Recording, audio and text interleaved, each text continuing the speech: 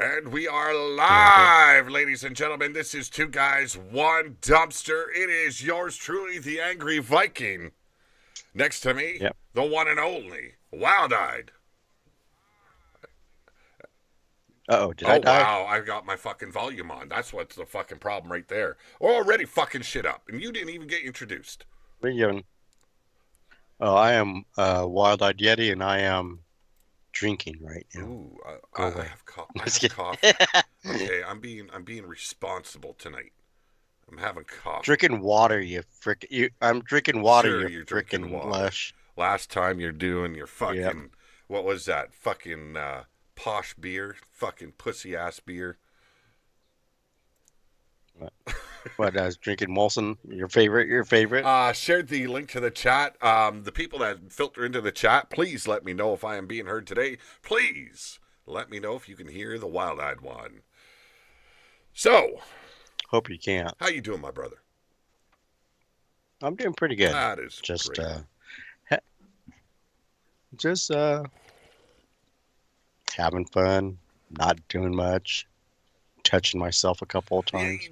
There's times you got to, you know, you get the old hang dang out, place your hand on it, give it a couple of rubbings. Everybody feels better in the end. Then you rub and smell. Well, no, bro. No. You rub and sick smell, son of yes. a bitch, what's wrong with you? What? Nothing wrong with rub and smell. Oh, my goodness. I had a great night tonight. Sat down in the living room, watched Smackdown, the final Smackdown before the wrestling extravaganza. Spent it with my son and my daughter's boyfriend, and we had a great fucking time. And then watched the best fucking Hall of Fame induction that you could ever fucking witness. Paul Heyman. And that is the only one I watched, and I was happy with it. That, and I needed to get shit going on OBS to get ready for our show, you know. So, but yeah, it was a good show tonight. Anyone that filters in, if you haven't watched it, I'm sorry, I'm going to spoil some shit for you, but I don't care. I'm getting my fucking people buzzing me now. Jesus Christ, I don't care what you're doing. I'm doing me. Yeti's doing him. He does it well with his right and left hand. He's ambidextrous, motherfuckers. I do it well with the rub and smell till it begins to swell. So you excited? And for I'm not going to tell. Yes. You seem a little bit reserved. You don't quite feel like the Wild-Eyed one. What? What are you trying to make you feel like? Some enthusiasm. Don't worry, get me going. God damn it! I want me a piece, you know? Evie in the house. Was this screen set up on purpose? You stay on that side of the screen. You guys are just giving me ammo for photo edits. I know. Oh my goodness. Oh, have mercy. Oh my goodness. I love you, Evie. Always have. You're a great person. If you can't walk away from a conversation with Evie and smile or laugh, you got fucking issues. You fucking psychopaths. Like, Jesus Christ. How you doing, Evie? I hope you're doing fine.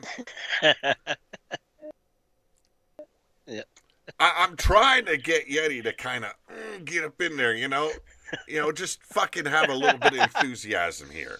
Not like get up in there, you know. I don't need him. I don't need him. I'm going to fall asleep right here. You see that? I said, I see what they're seeing on the split screen. What are you seeing? What? Oh, what they're saying. You guys... Because if you look, you know our logo, how the split screen is. It looks like we're sitting on the toilet. Yep, that's how I meant to place it, so no worries there. And that's a good. It was meant to be. Now we're sitting on the toilet. I was actually. Okay, so that's what they want to know. I was actually. You actually. I was actually arranging. Oh, so you're actually being creative for You once. cut me off again. I'll slap the shit out of you. No, no. I was. Well, it doesn't matter. Ah! It doesn't matter. I'm sitting on the pot. I'm sitting on the pot. It doesn't matter if you slap the shit out of me. It'll just drop in flesh. Actually, I was setting up the screen for a third participant in the show today. One Bill Haight, but he hasn't gotten back to me as of yet. So I'm waiting on that because we can have Bill Haight on here. We're gonna have a lot of fucking fun tonight. You know, and I'm gonna put him right between the fucking legs of Yeti Bloodyard. That's what I'm gonna do. You know, just to fuck with Yeti a little bit. You know, Yeti finally getting some head. You disappear, bro. Never mind. There you are. There I am. So as everybody geared up for WrestleMania, you guys already have some fun this weekend. We got a lot of wrestling this weekend. We are. Like a lot. There's the NXT pay-per-view, which I'm actually going to sit and watch. You're gonna shit and watch. I'm gonna shit and watch. Yes. You guys have to keep this from now on. That starts at noon, and then 7 o'clock is WrestleMania. 5 o'clock actually with the pre-show, and then there's night 2 as well. Like that is a lot of fucking wrestling, and I plan on being live each and every one of those nights. Yep. I don't know if you'll be ready to go live. But maybe not. I will be. I'm going to be rocking this podcast all fucking weekend long, and there is a little bit of a gimmick for maybe tomorrow night. Probably not Sunday night. I think tomorrow night. I've got a roulette table surrounded by shot glasses. I think we're going to have a little bit of fun. Right. You know, a shot here and there. I'll spin the wheel, and If the viewers can guess the number right, I'll take that shot. And it will be mixed with a bunch of various alcohols. And I've never done that on the show, but we're going to have some fun. A little drunk Pete goes a long way, you know? Right. So, and I frankly haven't done it in ages. You know, gotten, you know, letting drunk Pete out. So we're going to have fun with that. Oh, you're talking about drinking. I thought you said there's going to be alcohol shots surrounding that roulette table, and whatever number lands on it, I'm going to fucking do that shot. So Queef's telling me that you're going to be. He's going to. I'm not doing cum shots. Wheel. Fuck off. You're going to. You're going to shot by Queef. No, God. No. No. Oh, fucking hell no. I will burn my fucking lungs out before that happens, man. Holy fuck. We're also going to discuss tonight, CM Punk recently had an interview with Ariel Helwani. And it upset a lot of the tender folk. You know, those light-footed people. Right, and not too many. What's funny is not too many of the No. And what I liked about it, he was very fucking honest. He was down to earth. He was down to earth, factual. Down to earth. He was very factual with what he was allowed to speak about. There were some things there was an NDA, so he wasn't allowed to speak of it. Right, but he was very smart. How he spoke was very smart. How he got around that. Everything he said about AEW, every fucking podcaster out there has fucking said the same thing. Yep. The only ones that haven't are the ones that are up Tony's ass because, we love everything. Well, I'm never going to deny AEW has fantastic fucking wrestlers. Yeah, they do. They have wrestlers. And yeah. One thing Vince McMahon realized, and I hate saying the fucking name, and I hate giving him credit for the person he is, but one thing he realized when he took over the business from his father, wrestlers don't sell. Right. Workers do. The guys doing doing everything from storyline to wrestling to selling the match itself, selling the show. Those were the guys that were the attraction. It didn't matter that they weren't the best wrestler. Right. It was the fact that they could work the people. No. That's why Yes. everyone says it evolved from the carny lifestyle. Carny lifestyle told you, yes, fucking sell to make money. So yes, you always had the barkers outside of the tent, and you'd have to draw people in. You know, and that's what they have to pay. I gotta ask: is it true? That's why you have the carnival Chinese barkers, Chucky? I just caught that. My attire! I just caught it. Yeah, I just saw that. Psychedelic. That is me. Chinese Chucky. Yeah. You got the bibs going, man. You got the fucking tie dye. You got the baseball cap. Yep. Damn. Yeah. Dude. It's my tribute to Mick Foley. This isn't a hookup show, though. You don't need to class it up, okay? Got to hook up to look up. To book up. Oh, my goodness. It's going to be a good time tonight, folks. Yes, it is. So anything you want to pick apart on that CM Punk interview that I believe we both watched. I watched the whole fucking thing. So did I. No, it's actually, what I really liked was how genuine it was. You kind of got who he really was. You know, he wasn't. He kind of dropped the character of CM Punk, and he's more like Phil Brooks. You know, and that's what you got. And you could actually see that he hated pulling back the curtain. He doesn't mind. Oh yeah, he hates that. He doesn't mind that people hate him for the things that they hear about him. Well, he does that. He knows how to draw. He knows what works. You know. No, and he knows how to troll. It's very much like Paul Heyman said in his induction speech today. You can get canceled 100 times. And every time you come back bigger, badder, and better. And better and better. Yes. And Paul Heyman has done that throughout his entire career. That guy has been canceled so many fucking times. Oh yeah. And he's always found a way to come back in a bigger way. Right. And CM Punk has done the same thing. All the haters that man has. Yeah, always has. He's not afraid to put himself in that position where they're going to hate him even more. Situation, right? You know, right? And I like how he addressed his UFC career. That he said he did it. He did. He went out and did something. How many others have tried? What'd you do? Others have tried. Bobby don't even try. Bobby Lashley's tried. I think he only did one match, maybe two. I can't remember. Right. I don't think it was UFC. I think he's more. Wasn't he like more Bellator or something? But still, it's MMA. You're in a cage. Yep. You had Jack Swagger. I think he just did one and done. I did a few. But he wasn't too bad. There is probably a handful. There's probably a handful of pro wrestlers that have stepped in to the octagon. It doesn't matter what company. MMA is MMA to me. Right.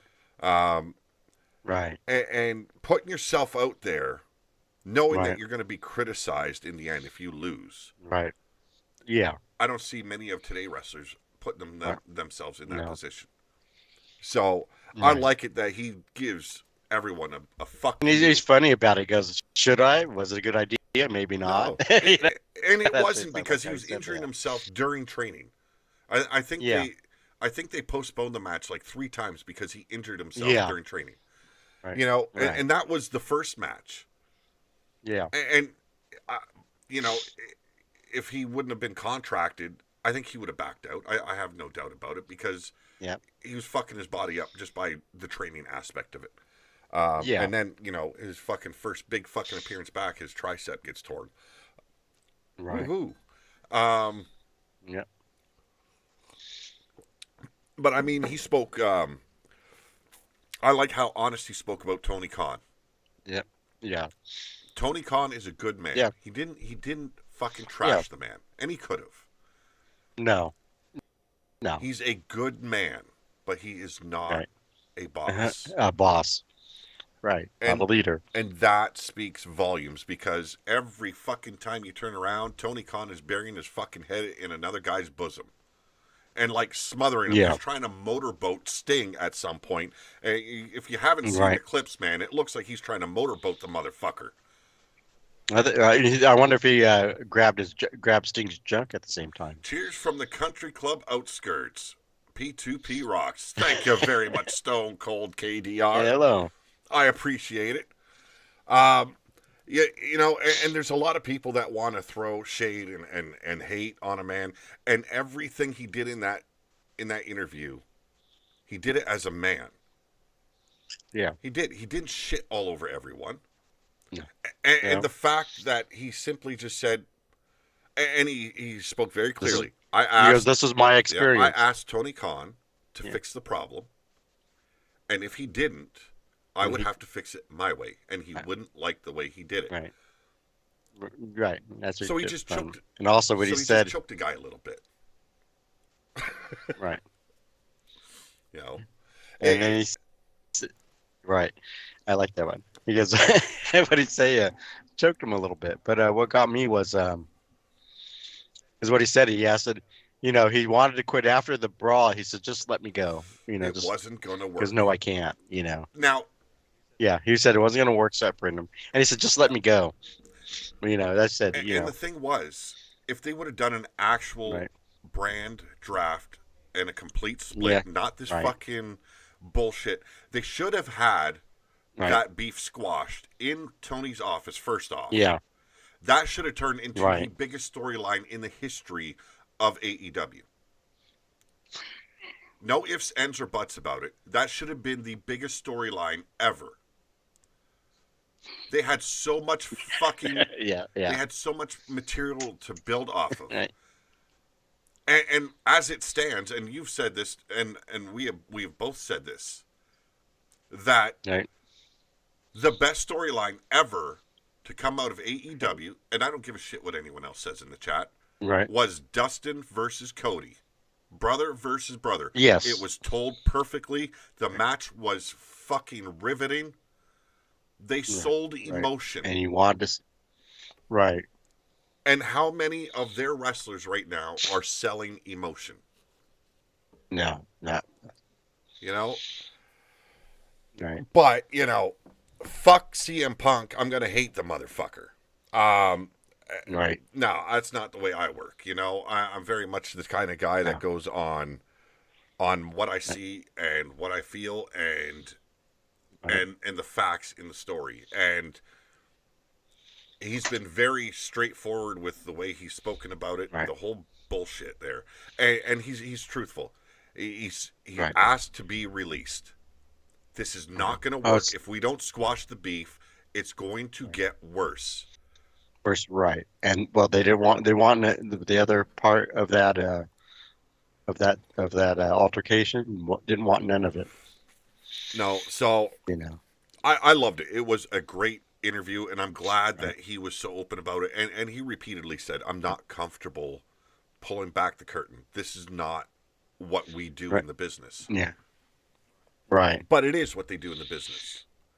Right. Yeah. And then he follows that through with watching his match with Randy Orton. What a fucking that was good. What a great fucking And so for all you people, yes. And said for all you people that think that they're still angry and harboring, vitriol for each other, which it never was. Both guys felt like the other hated them because of the way they were. Right. Right. And they spoke truthfully. We were young and stupid. Yes. Stupid, we made mistakes. Yeah, when they're watching their match. Booger Khan can go fuck himself. He ain't getting near me to motorboat me. ain't happening, folks. Ain't happening. Booger Khan. Just to let you all know, the lighting will be getting better by the next episode we have here with Two Guys, One Dumpster, the lighting will be a lot better on my side. It's because he's got that new lamp that Burger gave him, that Burger found. Now, I've got LEDs coming. They're being shipped over. I'm hoping it's sooner rather than later, but by our next episode, it will be better here with the lighting situation. I like that part of it. I don't want to have the lamp on above me because then I look like fucking Donald Trump, and that's a bad fucking look for everyone. Yes, it is. No. Tonight, I wouldn't say a lot of big things happened, but there's some comedic sides to SmackDown tonight that I enjoyed. Like the opening of the show, we had the Kevin Owens show, and he introduced his host. I mean his guest as Randy Orton, the guy he would be doing his triple threat match against Logan Paul with. Right. They both share their dislike and hatred for Logan Paul. He asks Orton what he thinks of Logan. Orton has to disagree. Logan Paul ends up interrupting them. He's on the screen, the little one, in front of the WrestleMania XL Titantron. That's where he's standing. He's already at the pay-per-view arena. He's 2 steps ahead of Orton and what's his name again? I'm sorry, folks. I'm in a bad way today. Kevin Owens. Thank you. Kevin Owens. He's always 2 steps ahead of those two.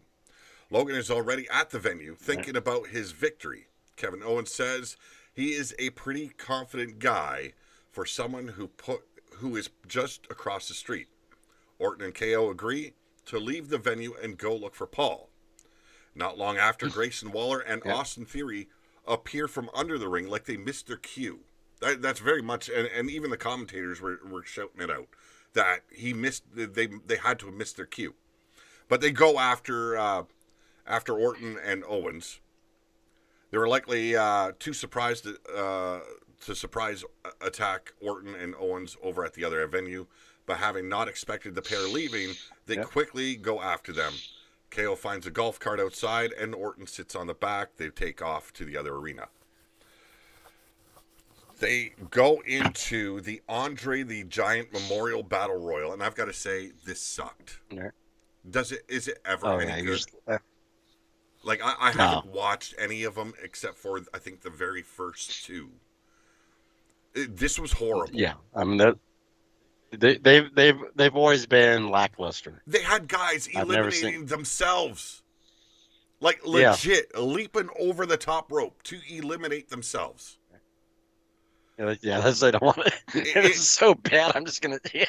In my opinion, this sucks. I'm at her.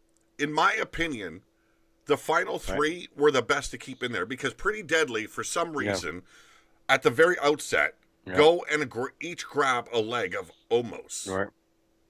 Yeah. Expecting that the others were going to help, and everyone just like, what the fuck are you thinking of? So Omos got rid of them. But the final 3 ended up being Bronson Reed. They had Otis. And they had Ivar. 3. So all 3 fucking meat planets. 3 Rotund guys. As the commentator said tonight. Rotund guys. Yeah. They had 3 meat planets colliding.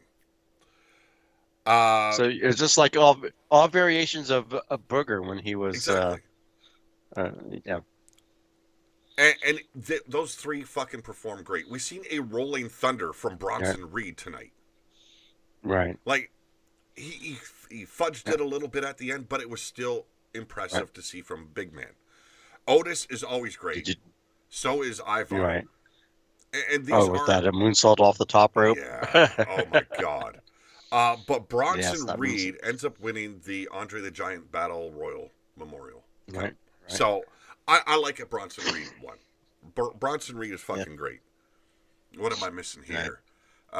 Meanwhile, Logan out there selling prime KFC flavored bottles. Gosh, I wish this was a joke, but oh well. KFC steroids go a lot better here in the wasteland, though. Right. Yes. Yeah, so Bronson Reed won this year's Andre the Giant Memorial Battle Royal. I love that part. I love the guy. They follow that up with. So he won the pony, as they say. Yes. He won the pony. It didn't mean anything because technically it was so fucking horrible. Like like when you literally have guys jumping over the top rope to eliminate themselves. What the fuck is wrong with you? Right. You know, those should be fired. You just made a mockery of a fucking memorial fucking trophy. Right. Or whoever the producer is telling them that, hey, we're running short on time. You got to fucking pick up the pace. Yeah, and and tell them, okay, you're gonna throw yourself out. No, I You took know. as an insult to the entire show, though. Like they Yeah. could have had someone Right. throw them Yeah. over. Like walk over to the guy Right. and say, "Fucking toss me out. We got to cut some time here." Or right. Or yeah, just that. Or yeah, just or you just have someone like he had almost in there. He could have done like a spread eagle clothesline and knocked four people out. Yeah. Now You I know. believe the You two know. that eliminated themselves were part of the feuding team with LWO. What are they called again? Legado del Uh, Fantasma. I'm pretty sure it was like Angel and Berto that eliminated themselves. It was fucking yeah. trash. Right. Those that were in LDF. those Yep. that were in the battle royal: Ricochet, Omos, Pretty Deadly, Bronson Reed, Good Brothers, Angel, Yeah. Berto, Ivar, Veer, Sangha, Right. Jinder Mahal. And there's another thing I got to comment on. Veer and Yeah. Sangha, they fucking were clueless of Right. what the hell they were supposed to do in that battle royal. Right. Like completely oblivious. So, They just kind of stood there for a long time and then kind of paced like, what are we supposed to do? We're lost here. So so that it. So whoever planned that, I said whoever was in charge of the trainer, the coach, whatever, or the agent that's supposed to have that they battle needed a royale bitch slap. did not. Yeah, it was not choreographed. We ended with Jinder What did they Mahal. do? What did they do? What was that? Ginger my balls? No, We ended with Jinder Mahal. There no. was also the members of LWO in there: Otis, Cameron, Right, Cameron Grimes, that is, the Creed brothers, Tozawa, who had a funny spot in this. right, I right. believe he eliminated. I don't give a fuck. Whoever, but he starts tearing his shirt off like Hulk Hogan, and then gets like fucking Oh God, eaten by Bronson Reed and Ivar in a fucking right, splash in the center of the ring. right. Like they turned Tozawa into a fucking sandwich from Subway. Apollo Crews. Or they got What? they Yeah. made sushi out of him. They made a sushi sandwich out of him. Apollo Crews was also involved with J.D. McDonough, or McDonough, Cedric Alexander, and Ashante, the Adonis. But Bronson Reed walked away victorious tonight. I like the big man. I really do. It ain't just because he's a big man. Yep. It's what he can do with that massive size of his body. Yeah. Oh yeah. Booger wants to make a Pete Memorial Trophy because he says Pete died. And yet here I Yeah. am Oh yeah. on That's right. screen. Like, Well, it's good that you could talk from us from the yeah. beyond. Yeah, Yeti performed a Yeah. bit of a I mean, seance to get the show going today. Following that, yeah. But Logan Paul is shown as he shows up to SmackDown. All he sees are idiots, he says, as he walks down the ramp. Of course, they cheer for Kevin Owens right. and Randy Orton. Dummies like dummies. WWE has got him wrestling two of the dumbest dudes. His promo skills need work. Um, Yeah. Well, it's hit yeah. or miss. Yeah. You're all looking at a mastermind. Right now, his associates are across the street about to lay an ambush on them. He has eyes on the scene, Right. and this beatdown won't be pretty. He points us to the screen. Theory and Waller are at the venue on the stage, look around, telling Logan Paul that they have no idea where the others are. Right. So, Kevin Owens and Randy Orton appear from under the ring.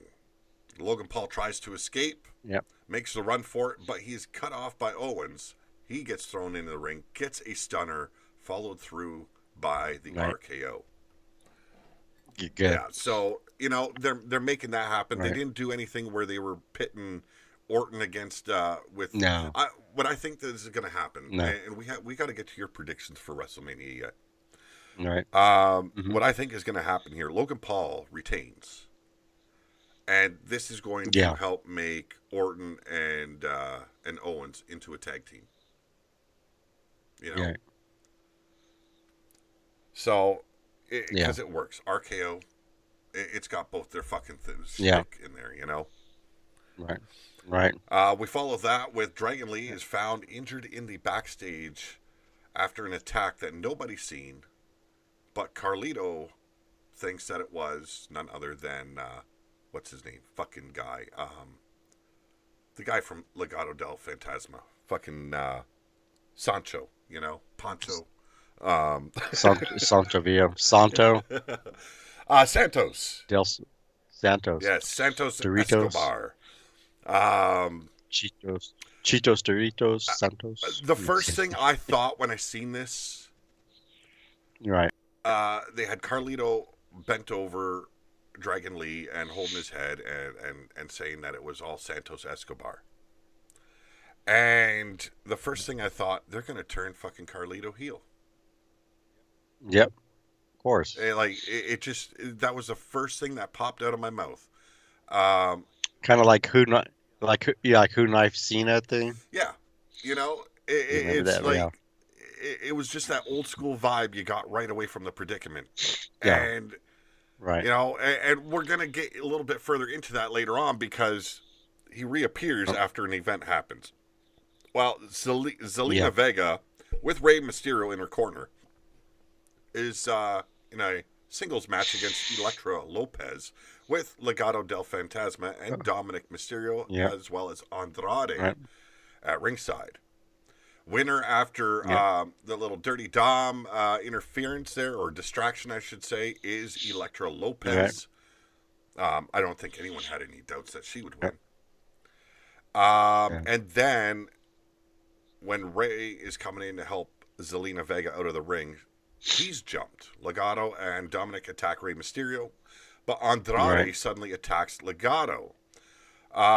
He right, shakes Rey Mysterio's hand and then gets a massive hug from his former manager, Zelina Vega. right, So right, Andrade turns on Legado del Fantasma and Santos Escobar. right, Um, right, and what was weird is the way Zelina Vega just wrapped her arms and legs around the guy. That was a little right. bit much, you know. It's like, okay, that's a pretty fucking No, warm fucking welcome there. But yeah, I think I think this is a bad move because Andrade said right from the start he picked Monday Night Raw for the fact that they weren't doing the right, Latino stuff over there. There right, wasn't as many of them right, on Raw. So he could right, be more of an individual. Well, now they're putting him in the right, thick of things with Mysterio and right. LWO. I don't Kind know of if like I'm good with this. well, him getting mixed in with the faction and kind of drowned him. That's the same mistake they made with him in AEW. Yeah. Another thing Yeah, with that is, though, like, okay, you already have a guy of legendary status in Carlito, right, and you're not right, going to use him? right. Following this, I Naomi, know. yeah, it just doesn't make sense. I wasn't a fan of it, but, you know, we'll see what happens. I'm pretty sure there's going to be more. It could be like they're luring in Rey Mysterio, suckering him in. Who knows? As much as I find Logan annoying as a YouTuber, the guy does have athletic ability, kind of a natural heel. He is. I take no He no is no credit away for his skills in the ring. right, He's hit and miss on the mic. I think he needs to learn promo work. But other than that, he's been pretty right. damn good. You know, I won't Yeah, dispute it. I'm just not a fan of the guy. I want to see him get yeah, hurt. Not yeah. literally hurt. Don't take me wrong. I'm not that fucking evil. Well, maybe You just a said you little want to bit. see him squirt? No, Jesus Christ, man. Wow, you want to see him squirt? Wow. Following that incident with Legado del Fantasma and LWO, we go to Naomi and Bianca Belair making their way to the ring. Right, They briefly showed them in the hallways of the arena with Jade Cargill. Belair says she right, has the longest history with damage control. She has been fighting for her life. Very overstated there. right. Yeah, Every single week. It got so bad at one right, point that she wanted to give up, and then Naomi saved her. Damage control has been doing too much for too long, and it is time to stop them. Naomi just went into this fucking rant there for a bit. I didn't quite understand it. She was like psyching herself up. Naomi said right, they needed each other to take them on. but it wasn't enough. They weren't expecting someone else to come through, and that is in the form of the newest SmackDown superstar, Jade Cargill. Right. They do Yep. her entrance. Jade says the big three are going to show why there is no damage control. They are now in the eye of the storm. Not much of a reaction Right. for Jade No. tonight. Yeah. I think they were expecting more on her promo abilities. I wasn't. Right. No. I think that's going to come with time. Much Right. like it And will that's be. good that. Yeah, and it's good that she's having a couple other wrestlers helping her. Yeah. You know.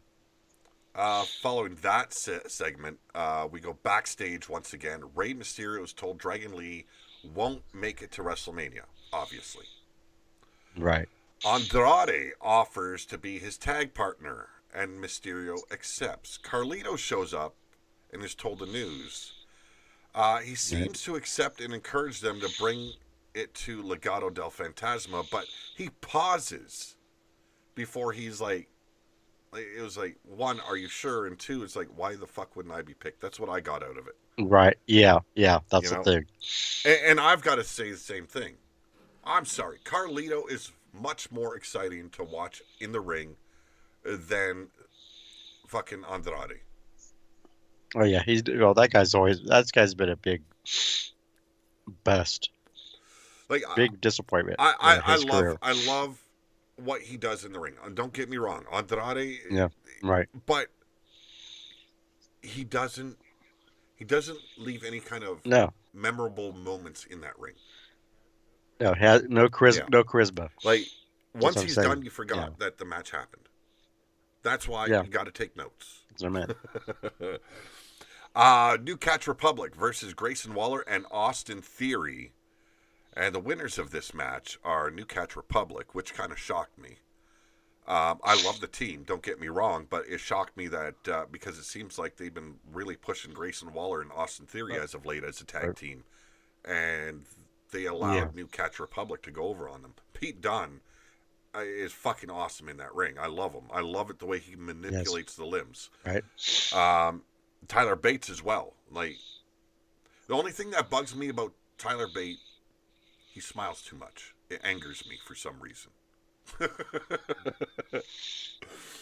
Do you get a little moist because he smiles and that's why you get angry? The Judgment Day rush the ring and take out everybody. I mean, like New Catch Republic as well as Grayson Waller and Austin Theory. They all get wiped out. And it's like they're trying to build up Damian Priest as this monstrous force. Like, he chokeslammed everybody in that ring tonight. And I think it's to build up that he's going to cash in. I could care less. I really could care less. With Damian Priest, I've never been impressed with Damian Priest. He's just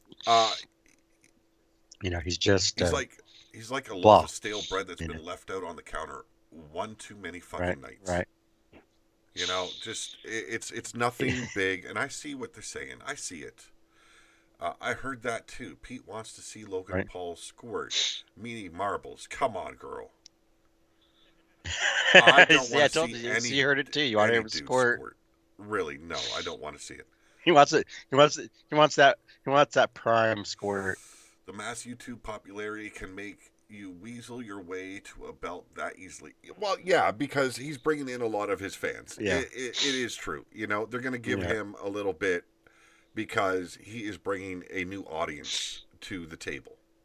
You know? Yeah. So they're rewarding him without him having to start at the bottom. You know, but guaranteed that they're making him do some time in the Performance Center. There is probably no ifs, ands, or buts about that. Yes. Oh, yeah, he has to. So we go into a segment with LA Knight. He gets in the ring and he wants to talk to you. He's feeling fresh. Ever since AJ Styles returned, he has been crying about him. Knight makes him interesting. At WrestleMania, everyone will know whose game this is. Now, here's the funny thing about this segment. His promo, he fucked it up big time because He's chewing on Yeah. some gum while he was talking. He throws his head back while he's Yeah. talking, and he choked on his own bubble gum. Um, Choked on his cum. I was laughing, man. It's like because he doesn't fuck up too many times Yeah. on the mic, but to choke No. on your own gum, not once but twice. That it's like That's pretty talented. yeah, That's pretty talented if you could choke on your own cum. fucking like cheek that motherfucking piece of gum, and fucking keep it off your tongue. Just tonight felt like a really quick show. Speaking No, from experience. come on, man, come on. Come on, yeah, come on, man. We're at our main event already. Like I said, nothing big happened tonight, except for the final moments here. Jey Uso versus Solo Sikoa with Jimmy Uso in the corner. We go to DQ decision here in favor of Jey Uso, and we knew it was going to happen. Wash. Jimmy interferes. We'll go to the tail of the tape.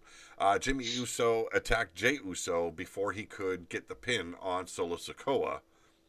The Bloodline double team on Jey, but just as they are about to hit the Samoan spike, Cody Rhodes, Seth Rollins make the save.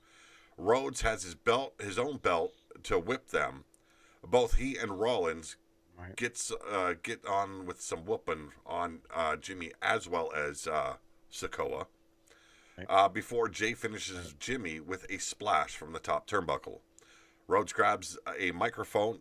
He says, 40 years of WrestleMania. Can you feel that? Talk about pressure. They are going to slap the final boss, The Rock, so hard that his ego lifts so far out of his soul that he remembers what it's like to be the people's champion. And then on Sunday, he is going to dethrone Roman Reigns. Whenever one good story ends, a better one begins. I like that he ended it with that because everyone keeps on saying, finish your story. The story doesn't finish. The chapter does. No. You turn the fucking page, and a new one begins. Right. I think he's had that. I think he's had that in the back, at the back of his pocket for a while, for finish the story of the story. Now, was it a fantastic go home show? No, it wasn't. The Andre the Giant Battle Royal really fucked the start of the show off. Like you want to know what direction off is in? Fuck. And it really fucked it up tonight. I think it was an audible they called. It's like, okay, our opening segment went a bit long. Cut it short, boys. Right. They did business, and it didn't look good. It didn't. If that's their way of honoring a legend like Andre the Giant, they fucked it up. Right. That's just my thoughts on it. The Bronson Reed match, Bronson Reed pulling off the fucking Rolling Thunder, that was impressive to me. I dug it, and I dug all three big men at the end of it. Yeah, was the perfect way to end that match. Logan Paul.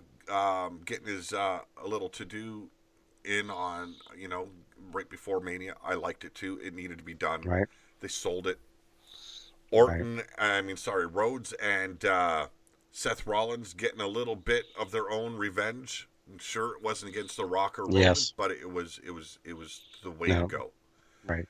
Because Seth and that's just the appetizer. Seth and Cody have taken too much already. Right. Bill Haight. Well, that's how you. Yep. Bill Haight in the house. How you doing, my brother? It was the way to do it. They needed to get that inch before they hit that mile marker. You're right. And I think that was good to have them give them a little bit of a shine before. Maybe Cody finishing his story is the writer's way of hinting that he won't win and his dreams are dying after WrestleMania. You know what? I don't think at this point they could. No, not with the promo when he said one story begins. And the story begins. Yeah, and also the way things are working out and things that Triple H said at his little interview he did before the show. I hope you're right. Cody is annoying. Yeah, he is. The crybaby bullshit, asking for sympathy, it was not right. Or when he goes into that motivational speaker type thing, Yeah. I hate that. The whole sympathetic story angles that they were doing this Right. year, it really aggravated me and annoyed Right. the fucking hell out of me. It truly Right. did. Everyone was doing it. Bailey wants sympathy. Fucking what's his face? The redheaded fucker with the red beard, Sami Zayn, begging for sympathy. Sami Zayn. You know, everyone begging Right. for sympathy. No, Right. Right. you just fucking pulled off 2 fucking Royal Rumble wins. You're getting a second Right. WrestleMania main event 2 years in a row. You got nothing Right. for us to sympathize with. You worked your ass off. No. You got yourself there. Why do you need sympathy? Right. Get up in the business now. Get the job done. Right. That's what we want to see. Go the fuck over. And after you're fucking over, you make sure you stay over. And you're not going to do that by crying. Then retire. Over. Then retire when you're 40. Over. No, I was kidding. Evie said, Cody wants sympathy. No. Sympathy, yeah. I don't need to hear fucking sympathetic storylines. I really don't. You know? Keep it. Quit rewriting or reliving the hard times promo. Exactly. Because that's what they start off everything with. Is a variation. This whole thing, this whole build-up this year has been hard times. Cody's got to suffer. He's got to suffer before he gets rewarded. That's all they needed to work. They didn't need to go and fucking, I'll cry you a river when they already had his back before he fucking cried. Right. You know, they already had his back because when The Rock came in and said, it's going to be me taking on Roman, he didn't need to cry. He didn't say a fucking word. Right. The fans had his back. The We Want Cody chants began. The fucking online business went out of the fucking stratosphere. Right. He had their support. He should have won like the CM Punk route. He should have went the CM Punk route. Yeah. You know what I'm saying earlier. Go hard ass on everyone. You know what I mean? The voice of the people. Yeah. Yeah. Go hard at him. We got The Rock filling in the blanks. But it should have been Cody. You're going for that sympathetic angle, fine. Right. You talk about the phone call with The Rock. You don't let The Rock do it on social media for all of things, where you can't fucking answer him. Yep. Right. And I get it. They had to pivot, and they had to keep on pivoting because The Rock's plans messed everything up. TKO's plans messed everything up. I get it. Pivot, pivot, pivot. That is the fucking word of the year. Right. You know? And it's the wrestling business. They have to pivot constantly. There's always got to be an audible called, or at least in their back pocket. Right. But cry and cry and cry, and then finally you start seeing that hint of anger. And you notice whenever that was about to happen, his promo got cut off. It was either The Rock or Paul Heyman or someone else. Right.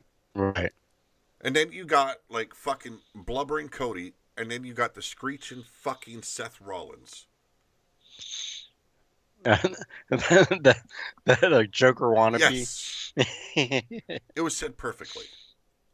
I watched the bit that Triple H did at they call it WWE World. They're doing that this whole week for the WrestleMania build-up. Yeah. Right. The kickoff. And I also watched the Rock one. He was 2 hours fucking late. Like that says a lot right there. 2 hours late. He kept the fans waiting 2 hours before he got there. You know what his excuse was? I was watching YouTube. Yeah, I know. Like, wow. Oh, that's why he really wants the fans to hate him. I was watching YouTube. I think he is filming like a soccer game or something like that. I can't fucking remember. I don't fucking care. Right. But one thing I did like, he couldn't stay in character because the fans were so loud. No. He just looked at Michael Cole and said, okay, you know what? They're not going to let me answer the questions. They're not going to let me talk. I've got to let them ask me questions. Right. And he was good until it was little kids asking the questions. Yeah. And he started to say, "What's your name, kid?" And the kid answers me, "It Right. doesn't matter. No, no, no. I can't do it. I can't do it." And the real Dwayne Johnson They stepped can't in. do it. So he had the kids Yeah. brought up on stage and had pictures taken, Yeah. talked to them, but he always Right. ended it with, "Just remember, a man has got to do what a man's got to do." He ended every Yeah. fucking bit with that during that I bit. know. Triple H followed Right. through with WWE World with an interview with Pat, and Right. McAfee. yeah, and wow, if you haven't seen it, watch it on YouTube. Um, Right. their audio was trash. Like their speakers were blown. They had to go out and get more speakers or whatever to fix their sound issues. But talk about a guy that's down to earth. And when it was brought up if he would Yeah. ever step in the ring again, he said no. He goes, "I ended at the Oh. right time. My mind told Yep. me it was time. My body told me it was time." He goes, "And then when I was asked repeatedly, could you do this? Could you do this?" His body shut down. And now he's got to have a pacemaker in there to give him a little jump Yeah. start, you know? Right. Um, Yeah. so it was a nice interview he did, and Right. he was very honest with the way he is running WWE right now. And he goes, "It doesn't matter what company You're you're right. looking at, nobody is working harder than WWE 24/7 than what they're doing right now." Grabs a torch, rabble, rabble. We can run over Yeti while Oh, because we're they at it. they they want to go. They want to set Cody on fire. No, but everything leading up to WrestleMania is working out good. Do you think? I don't know if we'll be able to get his video today, but Bill, did you still want to get in on this? Even if it's just audio, I might be able to bring you in video wise. I'm Right. not sure. Queef wants to do a Hard Times promo with people. Oh my god.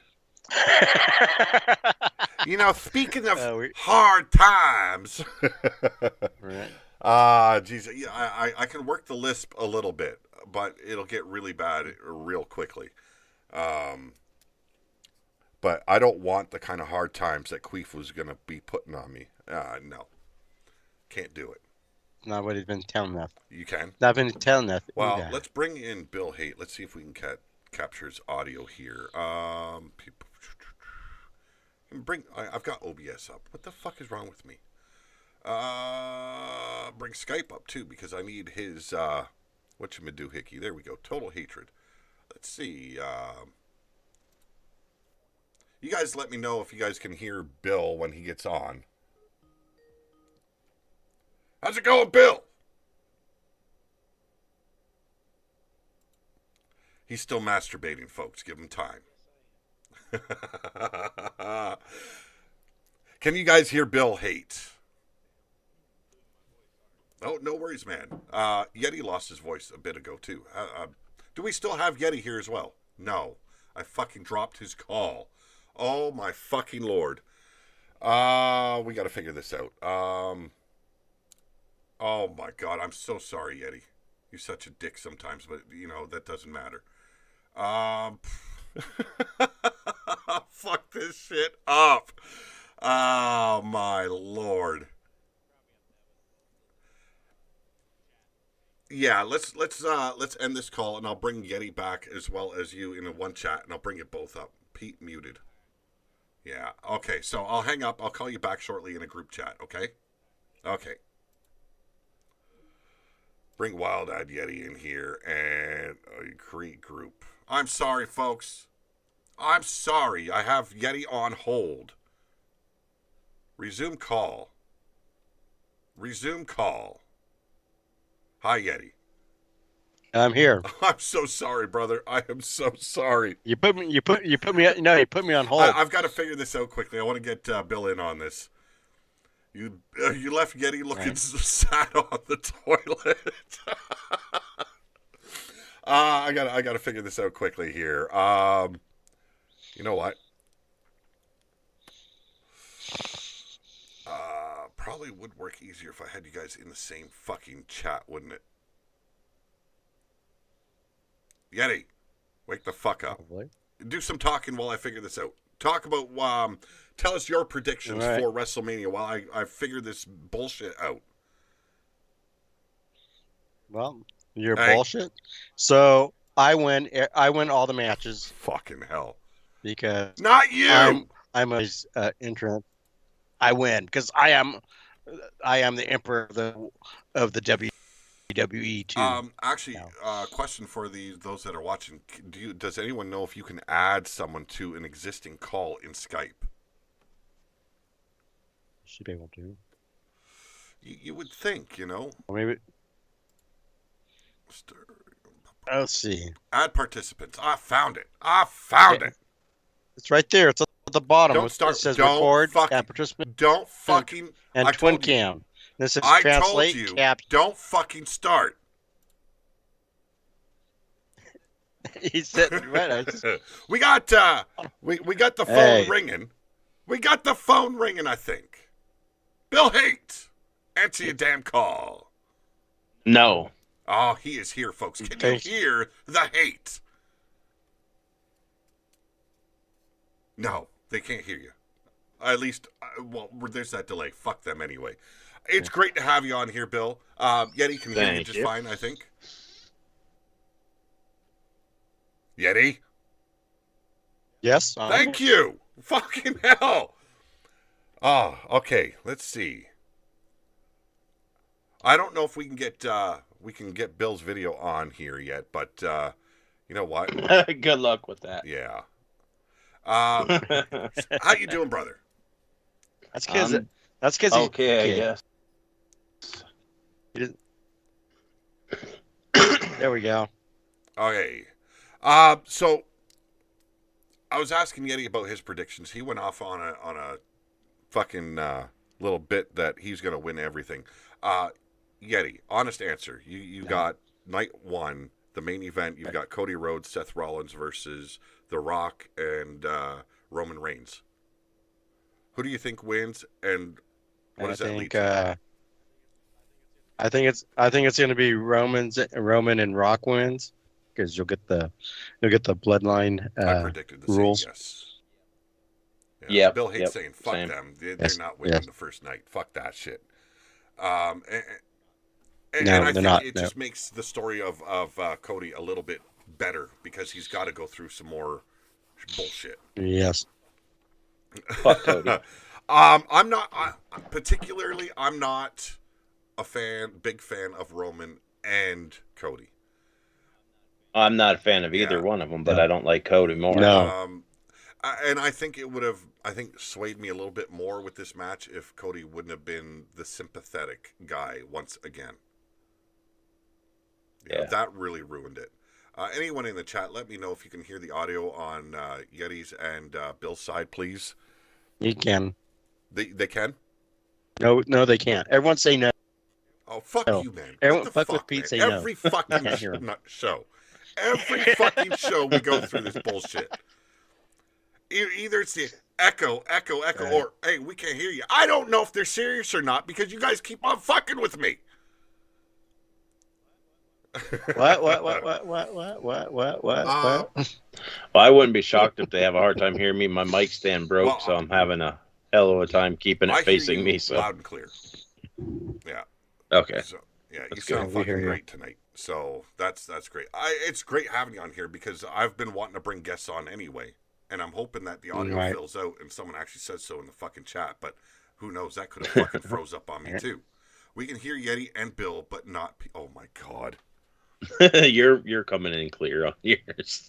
Always with the fuckery. This is what I mean. You try and be professional. You can't hear Pete. Evie's going to say last time you were professional was when you were on the corner. Hey, whoa. The only way I can do this is actually turn the volume on. Yeah, there. I fucking heard myself, okay? Did either of you watch any of the Hall of Fame? I watched Paul Heyman's induction. That was awesome. I stopped watching that because I had to get ready for the show. But I think that was the best fucking induction in the history of Hall of Fame. If you get a chance, watch the American Express? The Rotunda and or something like that. Yeah, the Rotunda and Watch that one anyways. Okay. That one was really if you like Paul, Heart-wrenching? or if you like Barry Wyatt and the whole thing with that, you know. Yeah. No, I expected that one to be a little bit heart-wrenching because, you know, they're still suffering from the loss of Bray. Yeah. You know, so Yeah. that one's going to be hard to do, but I mean, like, I think from inductions that like fucking just grabbed everyone's attention. Heyman Paul Heyman killed it. There was so much fucking cursing. It was beautiful. He killed it. Yeah. No, so that really, you know, Bull Nakano following him, that was not good for her. No, because she could barely speak English. It was really hard for her, but you could tell, like, you know what I mean? I don't know. It was special in its own way. But yeah, anybody. I mean, it's going to be a rough ride. It will be. Yeah, you know. I mean, he's the best promo person out there, and he full on went legit old school Paul Heyman at one point. He had this big ratty stained box on the podium with him. Yeah, put his trench coat and hat on. He that starts pulling busted up cell phone. Oh, where great. The only part where he got really emotional, where I thought he was going to just lose it, was when he addressed his children. Yeah, he did. It was very heart-wrenching for him. Yeah, and it was heart-wrenching for me too, because I've had that same talk with my kids. Mm-hmm. You know, and it's what a father wants for his children. They want them to do better. They want them to succeed in life, and they want them to never be defeated. My kids have seen, my kids have seen me defeated so many fucking times. Mine too. Mine's seen it this weekend. Yeah. So it's rough. It's a rough road being a parent. But Paul Heyman has a way of putting things in perspective that not many people can. True. Let's find that list of WrestleMania matches and see what your thoughts are on this shit. I don't have it in front of me. I fucking deleted my list. Right. Now, I will warn you, I'm not a WWE guy. Oh, what are you? I like AEW. Okay. Just give me a second to pull this up. And good storytelling is good wrestling and good storytelling, no matter where it is. But the problem is, you're getting angles, not storylines in AEW, except for Christian Cage. Christian Cage had a great storyline with. Yeah, he did.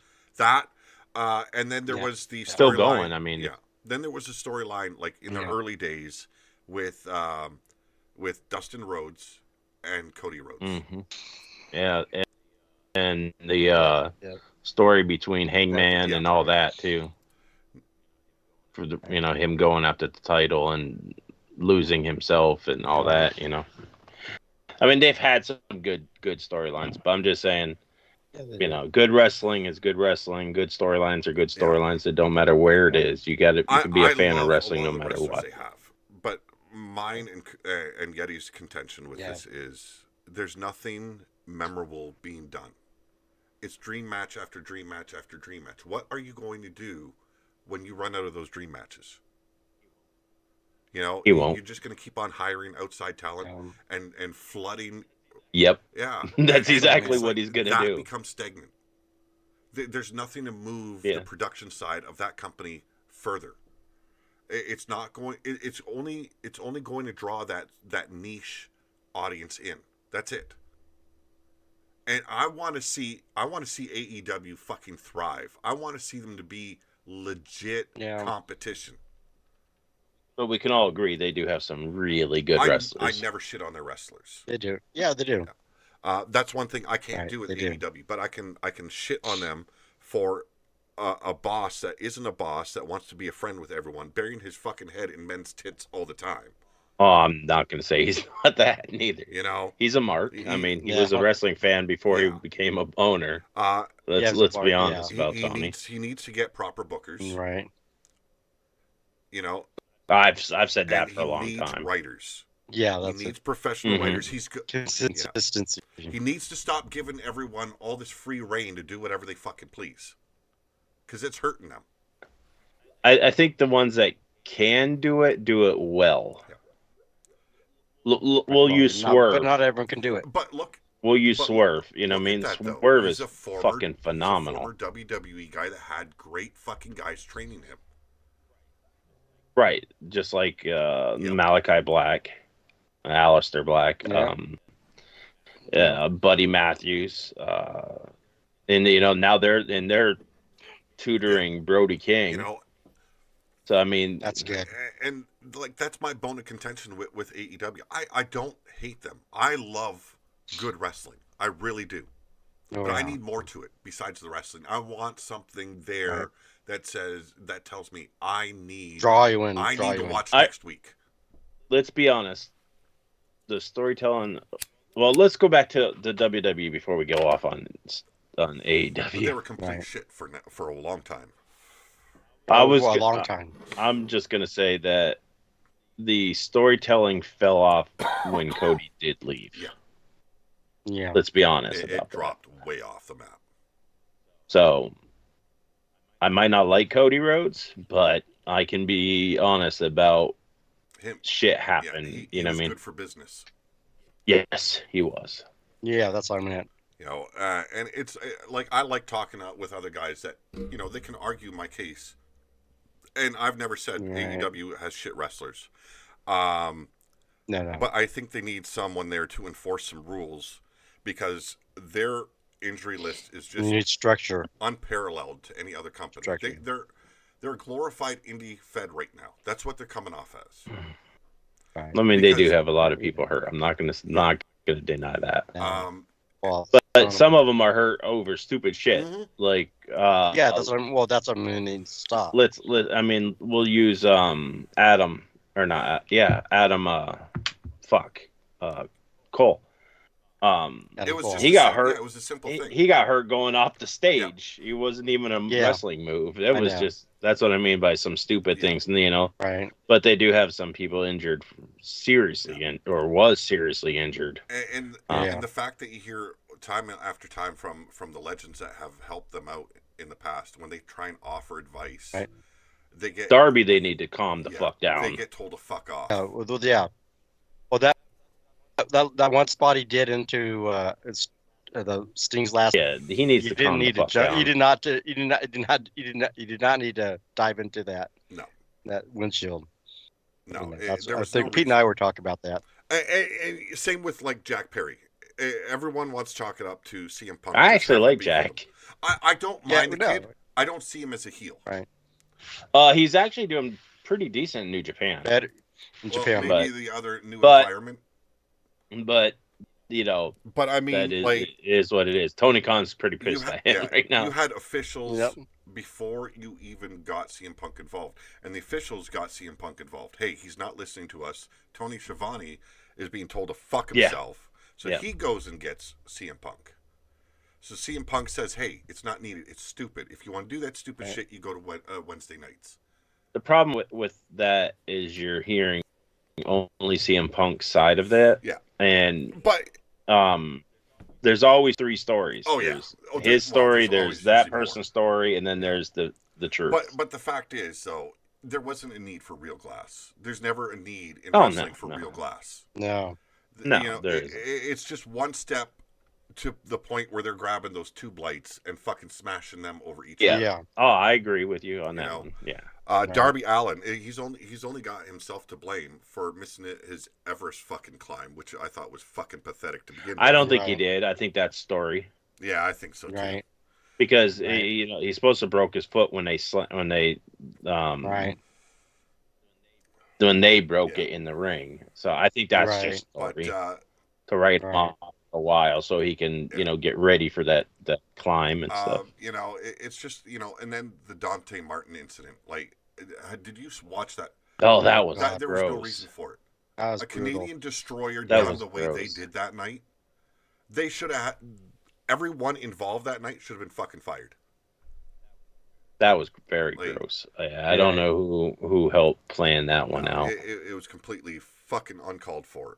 Every spot I see like that I don't care what it is. WWE, AEW, it can be a fucking indie show.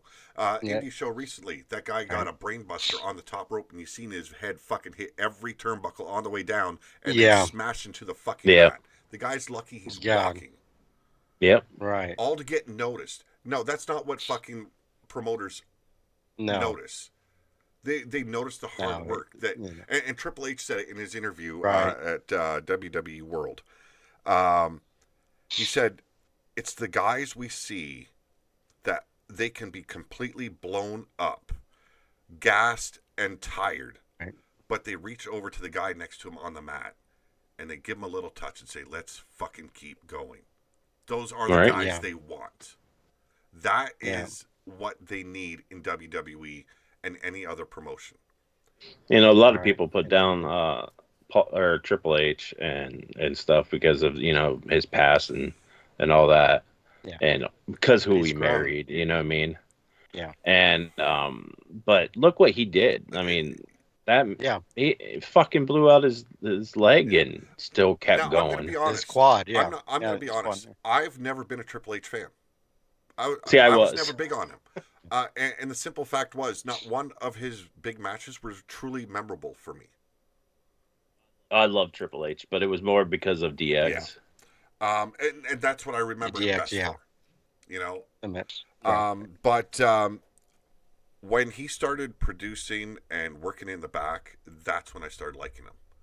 Because, and he said in his interview with Pat McAfee, that he thought he was better and more at home in the back doing the production side than he was in the ring. And for a guy to admit that to himself and say he's better doing this than what he was doing, hey, class act. Oh, yeah. Class act. Yeah. No. All right, yeah. And I agree with that. For it. You just listen to him. He's got the mind for it. No. We also have the Intercontinental Championship, Gunther versus Sami Zayn at night 1. What's your guys' prediction? Gunther. Yeah, me too. If the only way I see them giving the title to Sami Zayn is to start a feud with him and Chad. That's his name, right? Yeah. Chad. But I'm not excited about that. Gable. Yeah, Chad Gable. But to me, I'm not a fan of Chad Gable. No, but I'm not a big fan either. But hear me out. If they make Gunther drop to Sami Zayn, they have to put him in that world title situation. Yeah. Yes. He's got to be the big threat after WrestleMania then. If they take the title off him, that'd be what they would be doing, is moving him into the heavy, you know, the main event scene instead of that middle title. But I can understand why if they put it on Sammy, I can understand it, but I don't want it. I don't either. Yeah. I think you should build not Gable, but I think you should build someone else to get that title from Gunther. And please, fucking change the look of that fucking title. Change the look of most of those fucking titles. It is every title ridiculous. Yes, I hate the big WWE. Get rid of the Vince McMahon era of titles. No, I do like the title that Seth and the title that Rhea are carrying, because it reminds me. Yeah, they just look more like a wrestling title. Right. Okay, following that, I think go for it, Yeti. That's post McMahon. That's probably more of a Hunter design. Yeah, it was those titles. And just getting those old Vince designs off. Yeah, and he's known for not liking the two titles. He does not like having the WWE Universal and the World. He does not like it. No. Okay, following that, we got Jade Cargill, Bianca Belair, Naomi. I'm not big on this match. Damage Control. Your favorites to win. I know who it's going to be. It should be. I want to say Damage Control should be, but it's probably going to be Bayley. No, this is not Bayley. This is Jade Cargill, Bianca Belair, and Naomi versus Damage Control. Damage Control. It's gonna bait in them. Yeah, they're not gonna make Jade lose her first outing. But once again, I want it to be Damage Control. See, what doesn't make sense to me, and I think it should be Damage Control. I really do, because I think Bianca and Naomi needs to be a tag team, because frankly, they both are not attractions right now. They get little pops coming out, but it does not stay strong. Right. Now, I do believe that it's not going to be the Kabuki Warriors that get pinned. It's going to be Dakota Kai. Yeah, I think that's a way to get rid of her. You're out of there. But I mean, I don't think it's a way to get rid of her. I think it's just she's going to be the fall person, so they don't. The tag team champions don't look weak, or at least that's the way it should be. Yeah, you're right. And I think you're probably right about that. The biggest problem I have with this, though, why are the tag titles for the women, not on display for WrestleMania? They should have a championship because bout. they don't care about those titles, to be honest. No. They never have. Mm-mm. No. Following that, we got Jey Uso versus Jimmy Uso. I called this. I said Jey would probably go over. Right. I think Jay's gonna get it, but once again, I don't want him to. No. Yeah, I know. I'm a bad guy person. You're gonna hear that a lot. What's your call on it, there, Yeti? Should be probably Jimmy. I would like Jimmy to go over because he has been underutilized in a big way. Because he kind of falls, kind of goes in the shadow of Jay. Yeah. Well, he's the goofy guy standing in the background of the bloodline. That's what, to me, that's all he is. I mean. So I he think wins it. I think slowly you're going to see those two get back together. Yeah. Because let's be honest, Jay is not a main eventer without his brother. They're not. No, there's no traction. He could be a middle card easily, but he ain't no main eventer. Here's another match that I'm not really into. Rey Mysterio and Andrade versus Dominic Mysterio and Santos Escobar. Andrade. It's Rey and Dragon Lee. Dragon Lee was taken out. That changed? Dragon Lee was taken out and replaced with Andrade. Show. No, that's interesting. Now, there was this brief little bit where Carlito comes into the dressing room and asks them if they've heard about Dragon Lee, and they say, yeah, he's not going to make it to WrestleMania, but Andrade is going to be the tag team partner for Rey. And there's this like really weird pause from Carlito before he's like, okay, you do it for us. You know, I think Carlito could screw them over, or Andrade is just pulling Rey in for a screw job himself. Right. Before they announced that Dragon Lee was going to be the Rey's partner, which doesn't make sense to me, by the way. Everybody wanted it to be on Andrade since they've been doing this whole Andrade and Dom thing. You know, I think that we're going to see Andrade turn on Rey, and I think a new faction and Dom, I have a funny feeling, is going to be splitting off from Judgment Day. By the way. I have a feeling that Judgment Day is going to probably implode. It's done. Yeah. I believe a lot of it is, Undisputed WWE Tag Team Championship, that is Judgment Day. They are the champions. They'll be taking on DIY, The New Day, Awesome Truth, A-Town Down, New Catch Republic in a 6-pack ladder match. Whew. I don't know who's going to win. I don't think Judgment Day is. No, I don't think they take the titles. And I think this is a way to split the titles back up, because they say you have to get the match ain't over until both sets of titles are down. Oh, right. Okay, I didn't catch that. Yeah, so technically one team could pull one set down, another team could pull another set down. Well, if you look at it that way, I would like to see. I haven't been since I started watching again. I missed the DIY of NXT. I was never a fan of DIY. Ciampa had a lot more aggressive behavior in NXT.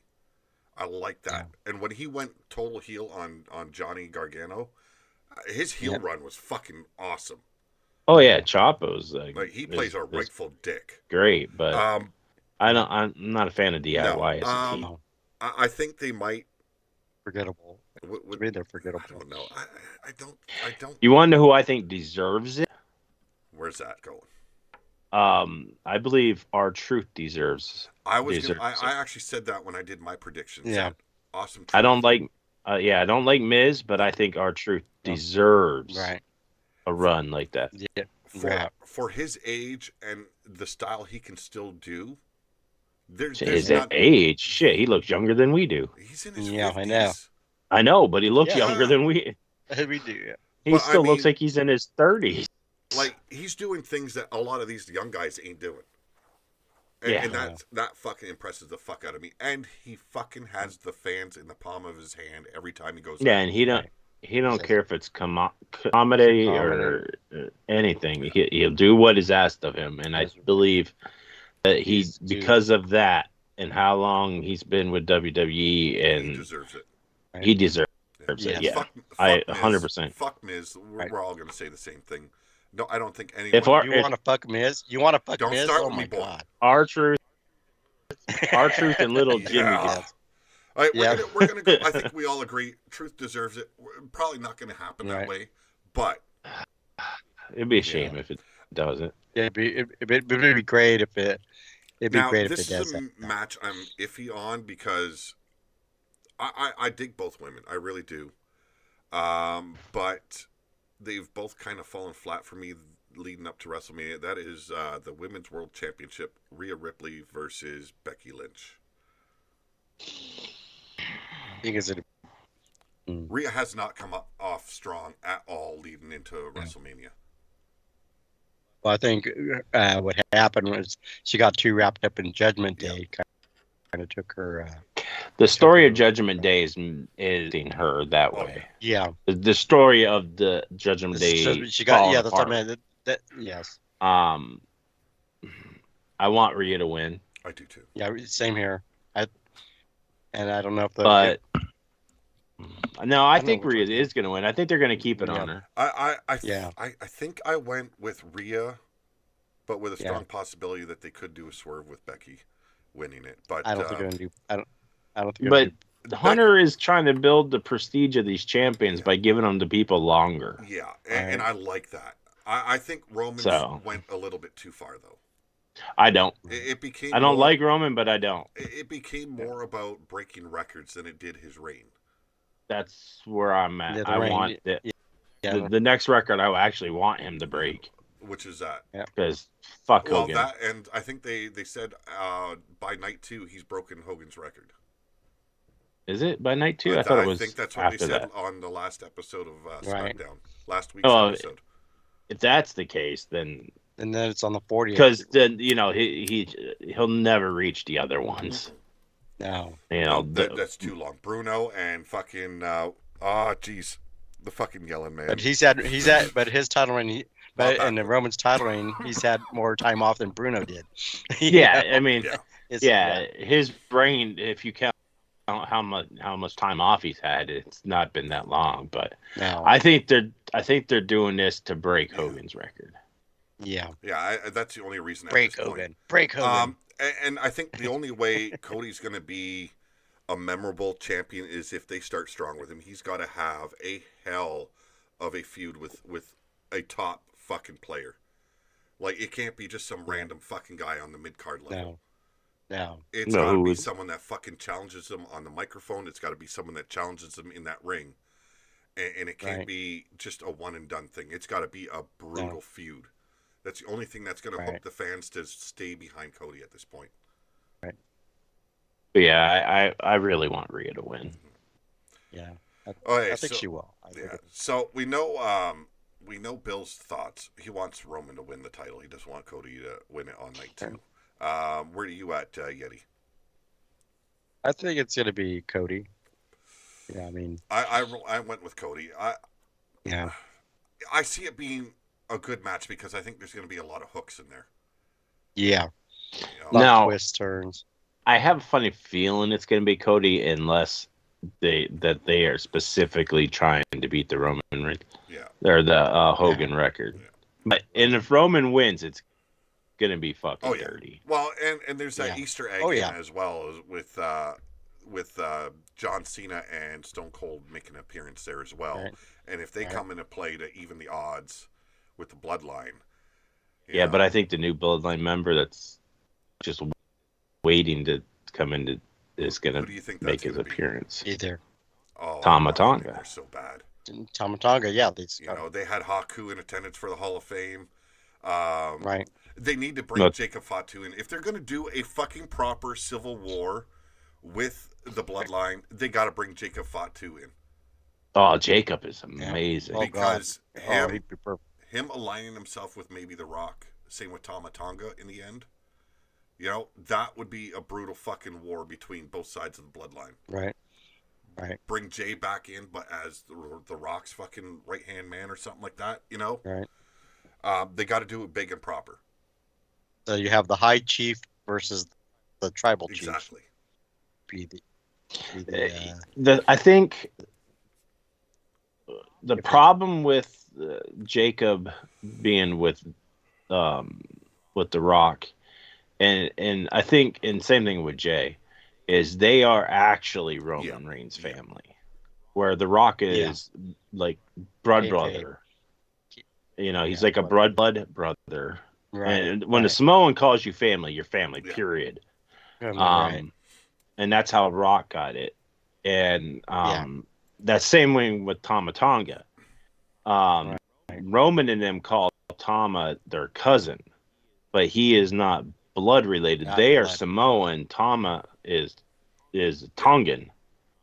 And that's the Samoans adopted Haku. And that's how Tama became, like, same thing, a blood brother. So I think if they were going to do that, a civil war, I think it would be the blood brothers, or the blood family going against the actual blood family. Now, Evie says Cody wins the title, then loses it immediately to Roman Reigns in a rematch next month. I mean, that's possible too. Meanie Marbles follows that up with, then they'll trade off like Mick Foley and The Rock did to build up the times they've each been champions. Oh, my goodness. God. I don't want to see that TV. I don't think we would. Okay, this one's pretty predictable. Io Sky versus Bayley for the WWE Women's Bayley. They've already all made it clear, like Triple H too. Right. It's Bayley. Bayley has done everything they have asked her to, and she has never asked for anything more. And she's never complained to them. It's time she got rewarded. And with Triple H saying that, it made it clear Bayley's going over. Yeah, and I like Damage Control, but I'm not a fan of Io. I don't think she has the charisma to be that champion. No, Asuka does. Yes. But she's got to get out of this dancey fucking bit she's doing lately. Like that's a throwback when she was back in Japan. There's a lot of people into the anime bullshit. Okay, I get it. I know. I don't need to see it in wrestling. I know. I really don't. It's just me though. It's my opinion. That's the Japan Joshi style. Is what. I know. I get it. That is. I really do, and it's like paying homage to her past. I really do get that. Right. But it looks so much faker than what we are getting on a regular basis. Another issue with this, and they don't speak English fluently. No. Like fluently. So they don't have that charisma with English. Where if we were all speaking Japanese and they come across, they could have great charisma. Yeah. But much like when you see Shinsuke doing his promos in all Japanese. Oh, Shinsuke is fucking overacting. amazing. That's what bothers me, is the overacting, the over-dramatized facial features. He's such a Japanese mafia. Yeah, But, I mean, I love it. He's been used so shitty that you can't get behind him. You know? Yeah. It's like, okay, what's the point of me rooting for him, because it's not going to go anywhere. Yeah, if you go back to when he was in New Japan in his Japan career, or his NXT, NXT. Yeah, I think the day Shinsuke went heel, his music should have changed. It should have no longer been that fan favorite fucking everyone wanting to, cheer along with. Oh, I agree. Music. That should have been done away with. That should have been when he returned to being a babyface. But while he's healed, that music should have been so much fucking darker. It would have fit. I agree. It would have fit him. He is a very good heel, and if you watch his Japanese stuff. Yes. Now this one, I picked Logan Paul to win, but United States Championship match: Logan Paul, Randy Orton, Kevin Owens. Oh. Fuck Logan Paul. God, I hate that man. I fucking hate him. I mean, I have to say, for a beginner, he has talent, yes. Should he be on the main roster right now? No, he should have started in NXT. I think that he is a slap in the face to many Busted people ass. who have busted ass in the indies, like Finn Balor, AJ Styles, all those guys that had to start in or the power or down the power plant before making it to NXT or all that. Now, here's my reasoning for picking Logan Paul, though. Had to work their way up. I think they're going to have Randy Orton and Kevin Owens going on a tag team run and maybe become tag champions. That's my feeling I get out of it. I can see that, yeah. Logan Paul, he brings... God, I can't stand him. Logan Paul, he brings new eyes, fresh eyes to the business. The demographics that they're looking for. Yes. That's the thing. And but they should have... They should have sent him to NXT. Yes. I know, but we're working with what we got. So what's your guys' pick? It's Logan Paul. As much as I hate it, because I think you're right. I think KO and Art and Randy are going to be going as a tag team. But God, I hate saying it. I know. Okay, LA Knight, AJ Styles. I don't care about this one. This one I don't care. I do. I really don't. Hold on a second. Maybe. What would you pick though, Yeti? I'd pick LA Knight because I'm not a Styles fan. I find his promos fall flat. His matches can be up or down. Yeah. You know, LA Knight, the fans have been behind him for so long. It's time he got that push. Reward him for, getting the fans interested. Because, frankly, AJ Styles, I like AJ. I do. But he's not drawing well. No. Now, sorry, my fiance came to my door. Bro. She thought I was talking to myself. We all do that. No, I hate LA Knight. I think he's such a rip off of a character. Yes. We all know he comes off like Stone Cold. I've been a fan of AJ since TNA, and I followed him in New Japan when he joined the Bullet Club. So I really want AJ to win it. I know he's a little lacking on the mic, but he's a phenomenal wrestler. But I found since I started watching in recent months, his matches can be up or down, like in a big way. Like it's hit and miss watching his matches. And I think with the fan support LA Knight has right now, I think they're going to push him over AJ. I believe you are correct, but this is another place where Tama Tonga could come. Is he has ties to AJ and the Good Brothers through the Bullet Club. So Tama could come in WrestleMania in multiple ways. Just putting that out there. He could come in and wipe AJ Styles out because I think it was you that informed me, he was the one behind evicting AJ Styles from Bullet Club. No. He was behind taking Cody out of Bullet Club. Cody, yes. Okay. He actually kicked, was Cody, the Young Bucks, Hangman, and Omega out. Like him and his brother attacked them. Him and his brother and Haku attacked him. Okay. They were, and at the time they called themselves the Firing Squad. Yes, that's it. That is it. I do remember that. But he was really good friends with. He was one of the founders, so he could even come in with fucking Finn Balor. Yeah, he could. Because Finn Balor was one of the originals. Same thing with Carl Anderson. So they have 3 of the 4 original founders of Bullet Club in WWE because Tom Tong is already signed. It's been stated. Yeah. So, I mean, they could go many ways here. Could he be the one? Could he be the one going after Cody if Cody wins the title? Yeah, the title, I think what they'll have to do with Tama, and I could be wrong because with them now sooner or later going to Netflix, the whole cursing and shit is going to be off the wall. Tama has a problem with cussing live. I call them natural Tourette's, Tama is a very charismatic person. He's not a very good guy. I didn't like him when he turned good in New Japan. Some people just don't. It doesn't work for it. Just like some people just don't work as a heel. They're a baby face through and through. It just doesn't work. Yeah.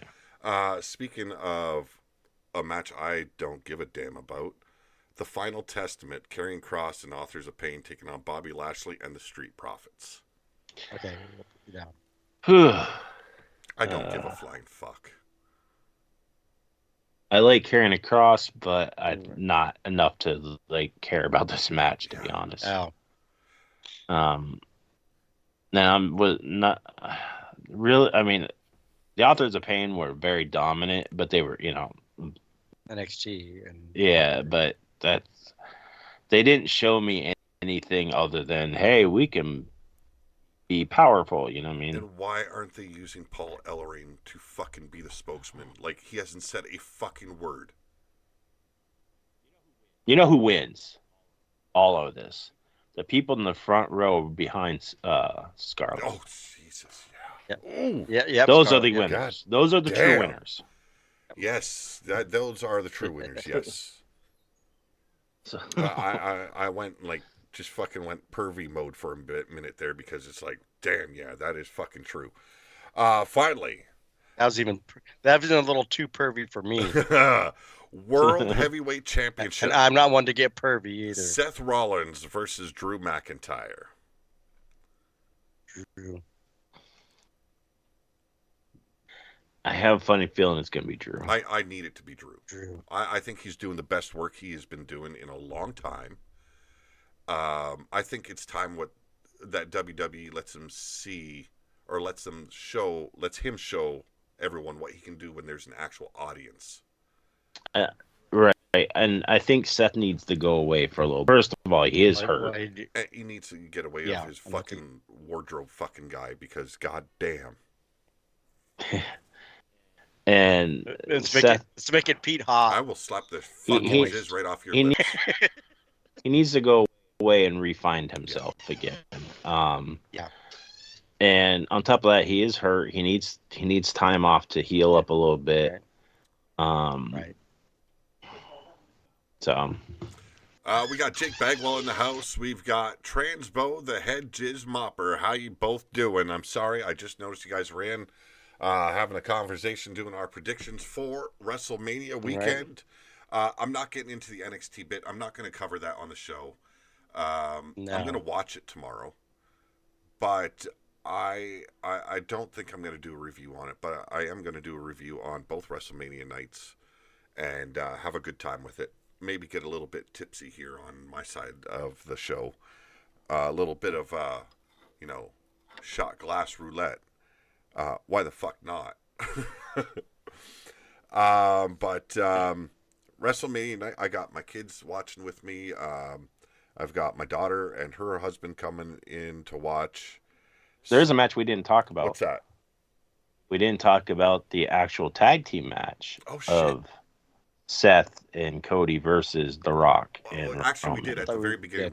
We all said that before I was part of. Yeah, it should be Rock and Roman going over, so that way they can. You're correct. Rock and Roman going over, so you get the bloodline rules. Yeah. Yep. Further the hard times of Cody Rhodes. I agree. Yep. And that's the way it should go. Yeah, Rock wants to give it to Cody hard. Today on RWO, I look at you. I went on a little bit of a tirade for probably a good 7 to 10 minutes. And yeah, it was deserved. It really was. And I don't give a shit if anyone hated me for it. There's people that work really hard at what we do for our shows.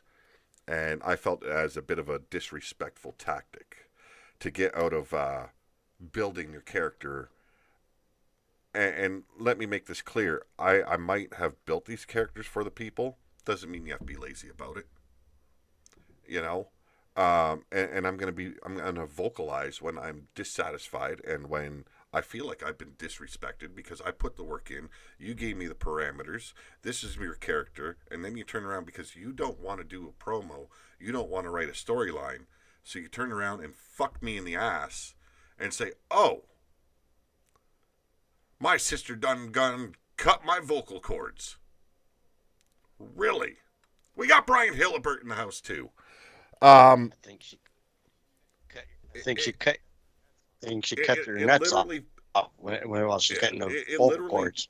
It literally pissed me off a little bit, and I had to vocalize it today because I hold a lot in. I really do.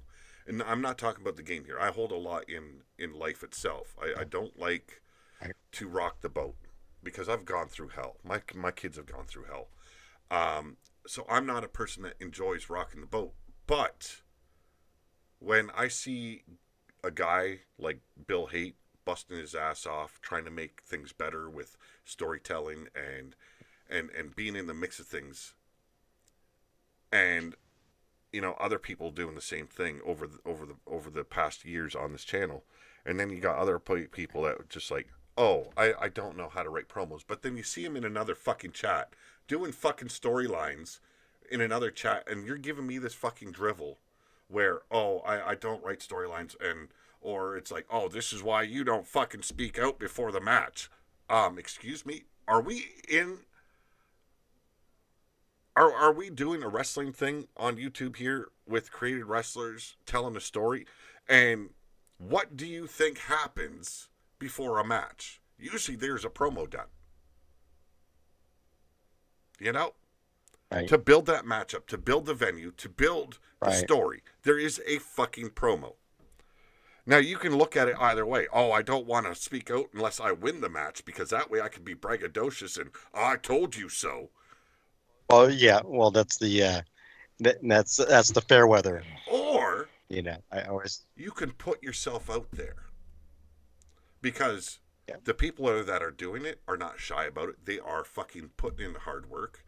And I like rewarding those people and letting them know I fucking appreciate the work.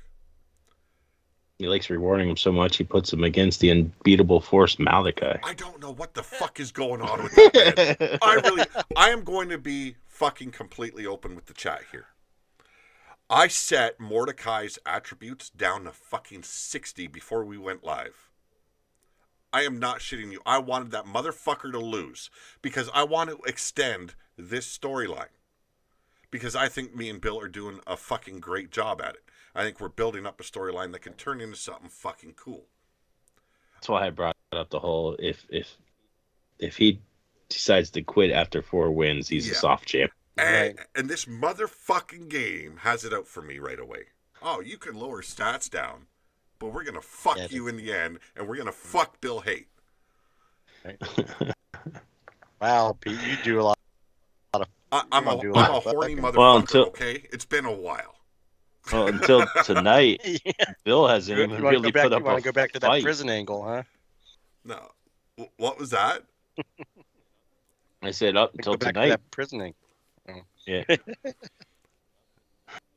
Up to the fight. No. And the other matches. It's been bad. Real bad. Tonight he actually did. Yeah, tonight was a better match. It looked a lot better. The Hell in a Cell was fucking great. But it's like when you got choke slammed through the fucking top of the cell, it's like, fuck me, he did it again.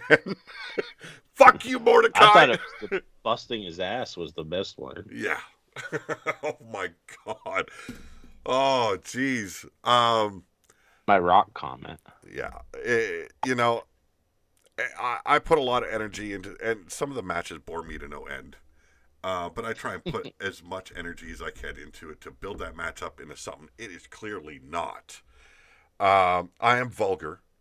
I am very sexist when I do my promos or my commentary when women are involved. But I don't think anyone hates me for it because they know I'm joking about it. It's not the real me. It's just fucking being an asshole.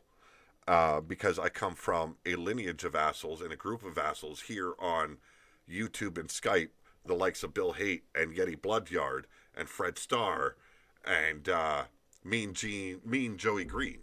So, as well as Omar Wolf. You can't forget the cunt in that one. He wouldn't let you live it down. Jake,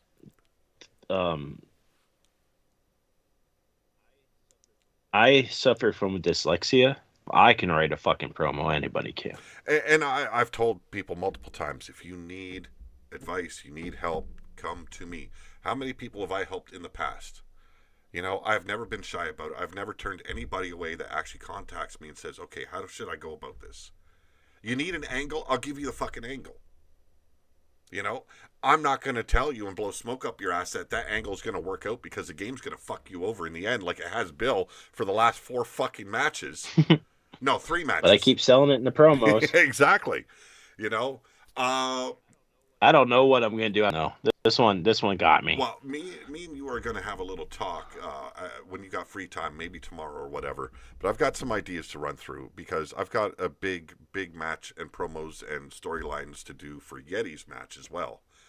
I got to get Yeti involved once again. And that fucker's being a lazy cunt himself. Sitting there drinking his fucking posh beer like a little bitch. I'm fucking with you, Yeti, man. But no, it's you know, I'm trying to have fun with this. I want to get everyone or as many people involved as possible. You guys, you know, you want to be a part of a company. Everyone runs their companies different. You got Blaze McCoy who wants to do all the angles himself. Okay, I want to give you guys the angles, but I also want you guys to tell the story. Where are you going after that angle? You know? And you guys have all given me the gimmick that you're going into that ring with. When you give me a gimmick, follow the gimmick. It's your gimmick. Don't turn around, get scared, and say, oh, I fucking cut his vocal cords. Oh, you don't cut a promo. You don't talk smack before a match. No, that is when you do it. Because when the fighting's over, well, what you going to say then? I'm sorry I was such a fucking bitch. You know, that's about all you can say then. So the timing for you speaking is over. How much you charge to come over as Santa this winter for an hour or so? Oh my fucking God. I'm sorry. $350. I'm sorry. I'll tell you right now, there is no amount of money in the world to go against what I believe and who I am. I don't care if it's $1 million. I don't care if it's $2 million. This guy don't bend the direction he don't bend. That's just me. I know I know you're fucking with me. I don't care. Okay, I have fun with this shit. Don't let him lie. He would do it for $350. You know, anyone do it for $350?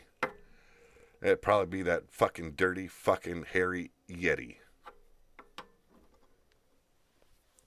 Did we lose Yeti again? Like, he's fucking, like, passed out in his chair or something? Masturbating. Yeah. He found a dirty picture of Evie again. Yeti, you alive there? Oh, you lost your sound again, bro. But yeah, it's, you know, it just irked me, and I cut loose. I don't know how to bring his audio back. I don't know if he's just fucking with me too.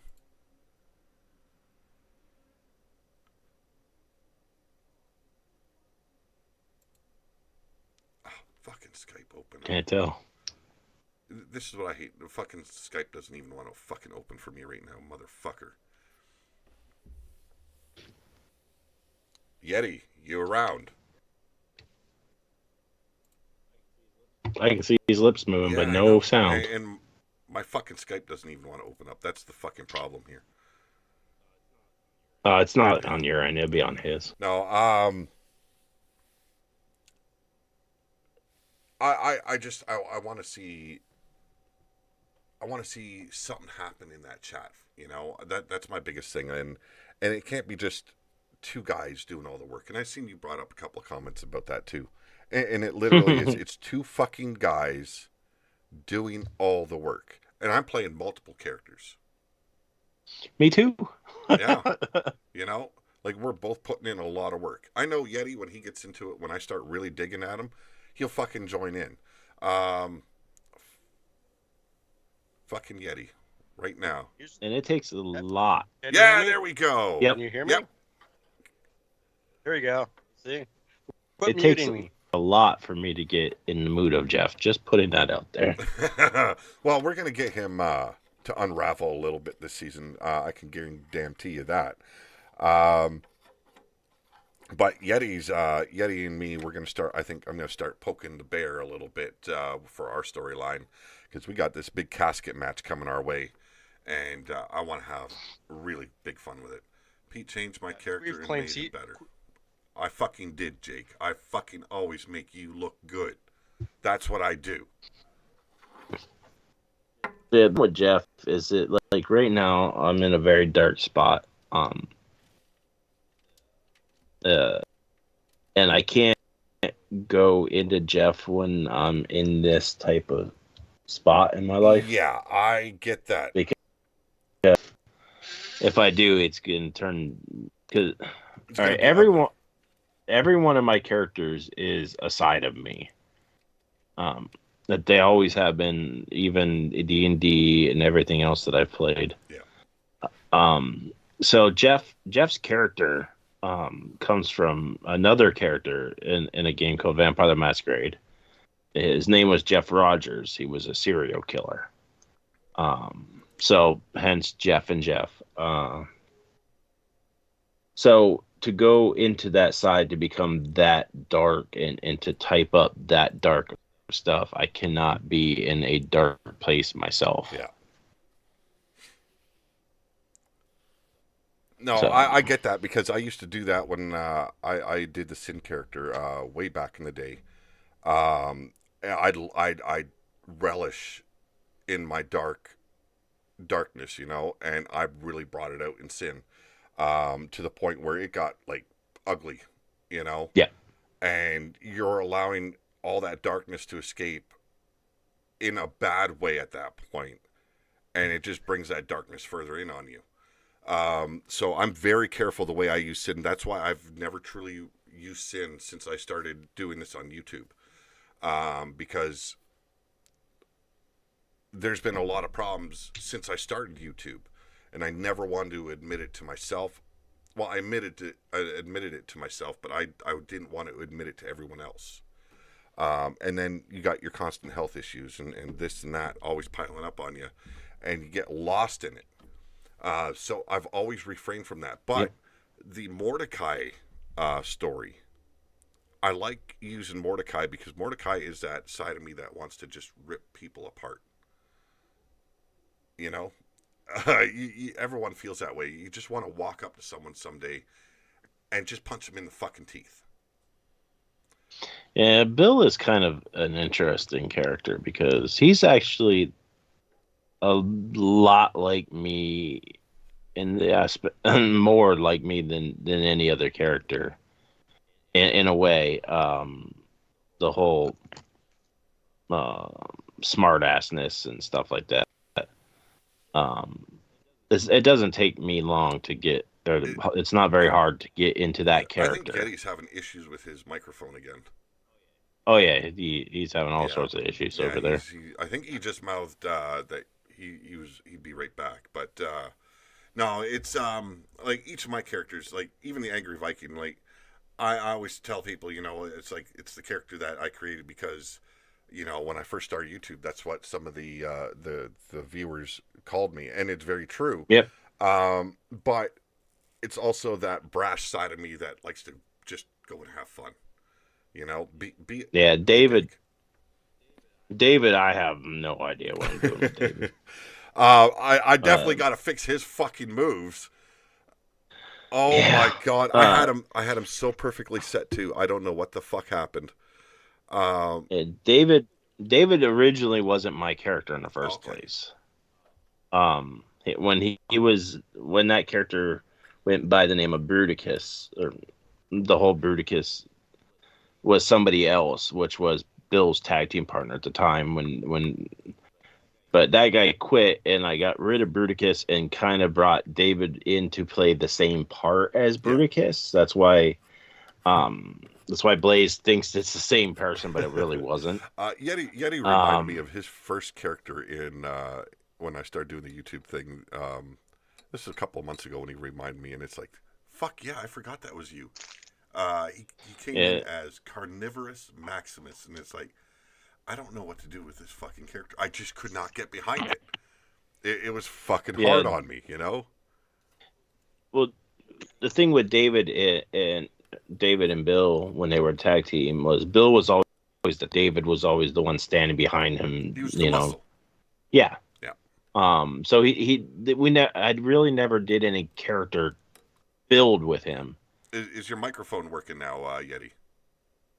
Yeah, it is. Okay, he's real low though. Can you turn it up a bit? Are you able to turn it up? I can turn it. I'm turning it up. Awesome. There he sounds better. I can hear it. We were just talking about the character that you start off with the YouTube channel, Carnivorous Maximus. That wasn't mine. I was sure that you brought it up that it was yours. No, it wasn't mine. No, that was someone else. That was like my first tag team partner. Oh, yes, your first tag partner. I'm so sorry. Remember Crusher? Which Crusher? The Crusher Bagwell? Wasn't it the same as Jake Bagwell? But yeah, no, it's going through everything I've done like in the past and everything. I've always had a passion for this, and I've had the opportunity to work with like Hugo. You guys know him as Uncommitted. I've done a lot of stories with him as well as a lot of people in Unstoppable, Facebook Wrestling, and then before that it was eFeds. I fucking enjoyed it. Like, just the storytelling aspect. I didn't give a shit about a match. Didn't give a shit if I won or lost. It's the story. You know? A great match would be nice. The story, though. That's what I want to tell. But the problem is, if I were to tell everyone's story, I'd have a show maybe once a month because I'd be too busy writing fucking novels of everyone else's story. Now, back in EVA days, I really, really cared about winning. Because back then, you were judged. If you were going to win or lose, you were judged on your promos. Yes. And that's where I made sure, my promos were always top notch back then. I worked hard at it. The storytelling, I worked hard at it. And that way, there was no disputing where I stood within this EFED, Yep, and that's what I'm saying. Like back then, when it was promo related and story related, I cared because I was telling a good story. I was doing good promos. And that was when I was, like I said before, I battle from dyslexia. It affects your spelling. It affects your way you read, your typing, everything. So when I joined LTD back then and won the tag team titles as Havoc, that meant a lot to me. And it should, because like everyone's got some sort of issue. Oh yeah, we all do. But dyslexia makes it fucking hard to do a lot of things. And simple things. And there goes Yeti's voice again. My voice. There we go. Nope. I love Yeti's brand of humor that he brings. Like the whole Bloodyard crew. Fuck everyone. We're gonna have fun. But he promised me a very dark side of the Bloodyard crew this season, so I'm expecting fucking dark fucking shit coming my way. What dark? Oh, you'll get it. Sprinkle some comedy there. You'll probably get Booger there for the comedy. Oh yeah, Burger. Always Burger. Mostly, you'll probably get the Sourfang will probably be the younger, darker side of Yeti. That when I started Yeti started out in D&D as from about 12 years old is when I created Yeti, and he evolved from a half orc to actual Yeti because the group I ran with, we wound up creating our own races within D&D. Okay. And so we're actually at the so we did a half human, half Yeti, and that's where the actual wild-eyed Yeti came from. No, I just timed you out because you were asking me stupid questions, and if you're gonna be a retard, I'm gonna time you out. Okay, that's my law. Okay, you break my law, I gotta step in. I gotta lay the justice down. So be respectable. Okay, I'm not fucking gay. Don't talk to me like I'm gay. Don't ask me like I'm fucking gay. Okay, show some fucking respect. I don't have a problem with anyone having their own sexual preferences. All right, you be you. Don't fucking push it on me. Because I'll keep on timing your ass off, and if it gets to the point, I'll block you. And I'll block every fucking account you have. Okay? I don't mind people having fun. Don't push your shit on me. That's all I ask. I don't push my way of life on anybody. Don't push yours on me.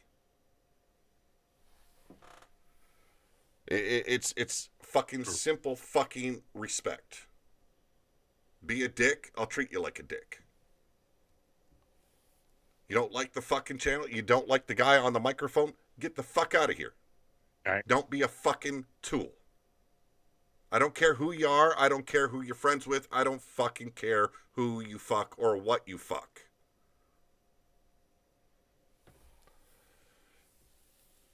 There's my last rant of the day because I won't fucking do it again. So we got WrestleMania this weekend. Monday, RWO returns. It'll be in the afternoon because I want to see the aftermath of Mania. I want to see, without Vince McMahon there fucking shit up. Oh, yeah. Can Triple H give us a proper aftermath of Mania? Right. Not an afterbirth. Yeah. You know, or when a mother realizes she should have let it run down her fucking, the inside of her thigh. You know? Right. I'm sorry. I didn't block you. Well, were you the fucking transbo, the head jizz mopper? I'm sorry. If you're going to talk to me like that, I don't care if you're Gary. I don't care who you are. Like I said, don't talk to me like that. Okay? I don't push shit on people. You want me to fuck off? Fine, I'll fuck off. But you're watching me. I'm not watching you. I don't care if you're a friend of mine from the past. I don't care who the fuck you are. I am not going to talk about this again. Joke to me in a different fucking way. Don't throw gay shit my way. I'm not fucking gay. I don't think any man here in this fucking video is fucking gay. And I'll tell you right now, I don't give a shit if you're gay. I really fucking don't. Show some fucking proper respect. If I gotta be the guy to fucking tell you, then there's a fucking problem.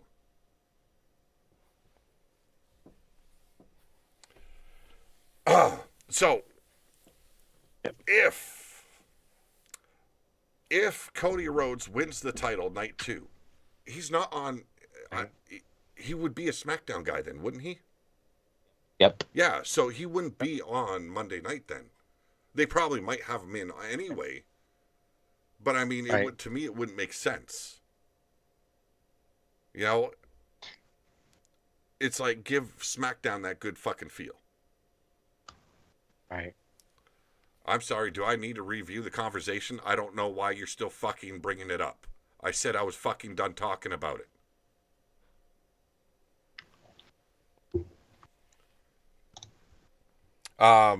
Yeah, that just kills the fucking mood right there.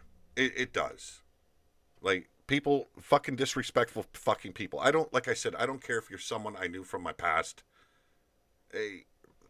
There's proper fucking respect. And if you still haven't learned to be a fucking man yet, Gary, you gotta grow the fuck up.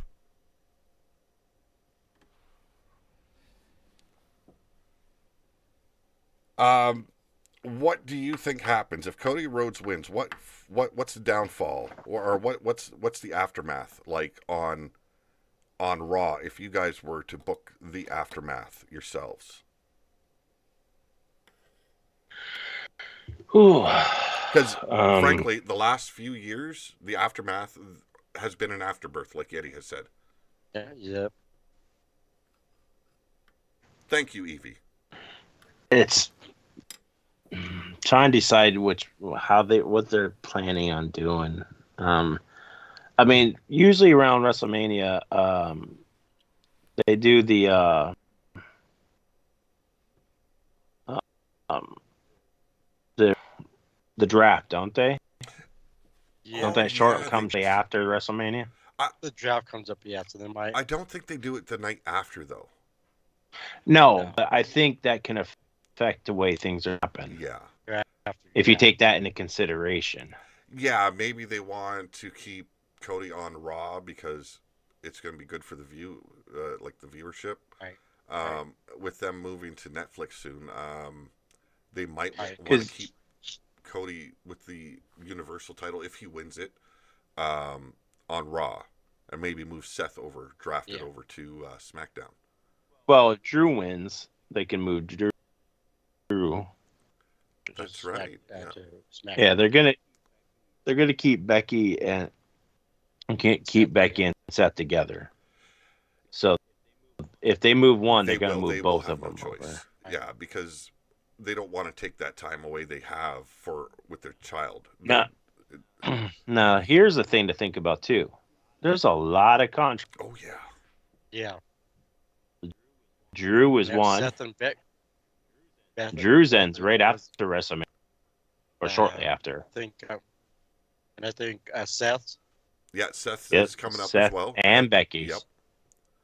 You know, those are big contracts too. Yeah. So. And somebody has stated that he will go very heavy on trying to get certain free agents. Just putting that out there. So there's going to be a lot of money being thrown around here in a little bit. Well, and look at the credit for one that Paul Heyman gave to Paul Levesque tonight at his induction. Like he put a lot of respect on Triple H, and basically said he's a WWE lifer because of Paul Levesque. Yeah. And Paul has been praising Paul Levesque on the new talent he keeps on bringing in. Yeah. But I have, depending on, it's so hard because if Cody beats Roman and Roman has went through everybody, they don't have anybody built up to go against Cody. No, that's the problem. Like finding except for Gunther. There's Gunther. There's. Yep. But like, can you really name anybody else other than Roman or Gunther you that could do is the angle with Randy Orton with him? Maybe. Could because that history, like the legacy history, maybe that could be his first feud. It's still a big fucking name. And it would. Do you go Seth versus Cody again? Yeah, 4 times. I don't think anyone wants to really see it. But they were good matches. Yeah, they were. They were really good matches. Like he fucking did the one match with a torn pec. So right, and he still made it look fucking great. If Seth loses his title, goes heels up, comes back, is that the way they want to go? Because that's somebody that is built up enough to do it. Right. But who else do they have built up? No one really, and they'd have to build quickly. Like, I'm sorry. Like, I like the vibe LA Knight has. I like that the fans give him that push. But he right now is not built for headlining. He is built for a mid-card title. No more. Yeah, I mean he's popular, but it's just because he's a rip-off of fucking Stone Cold and The Rock put together. I think that a lot of the fans gravitate towards.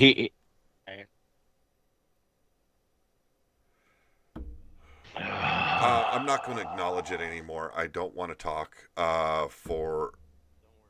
Don't worry about it. I'm not going to deal with it. He's just going to keep on making accounts just like a fucking troll.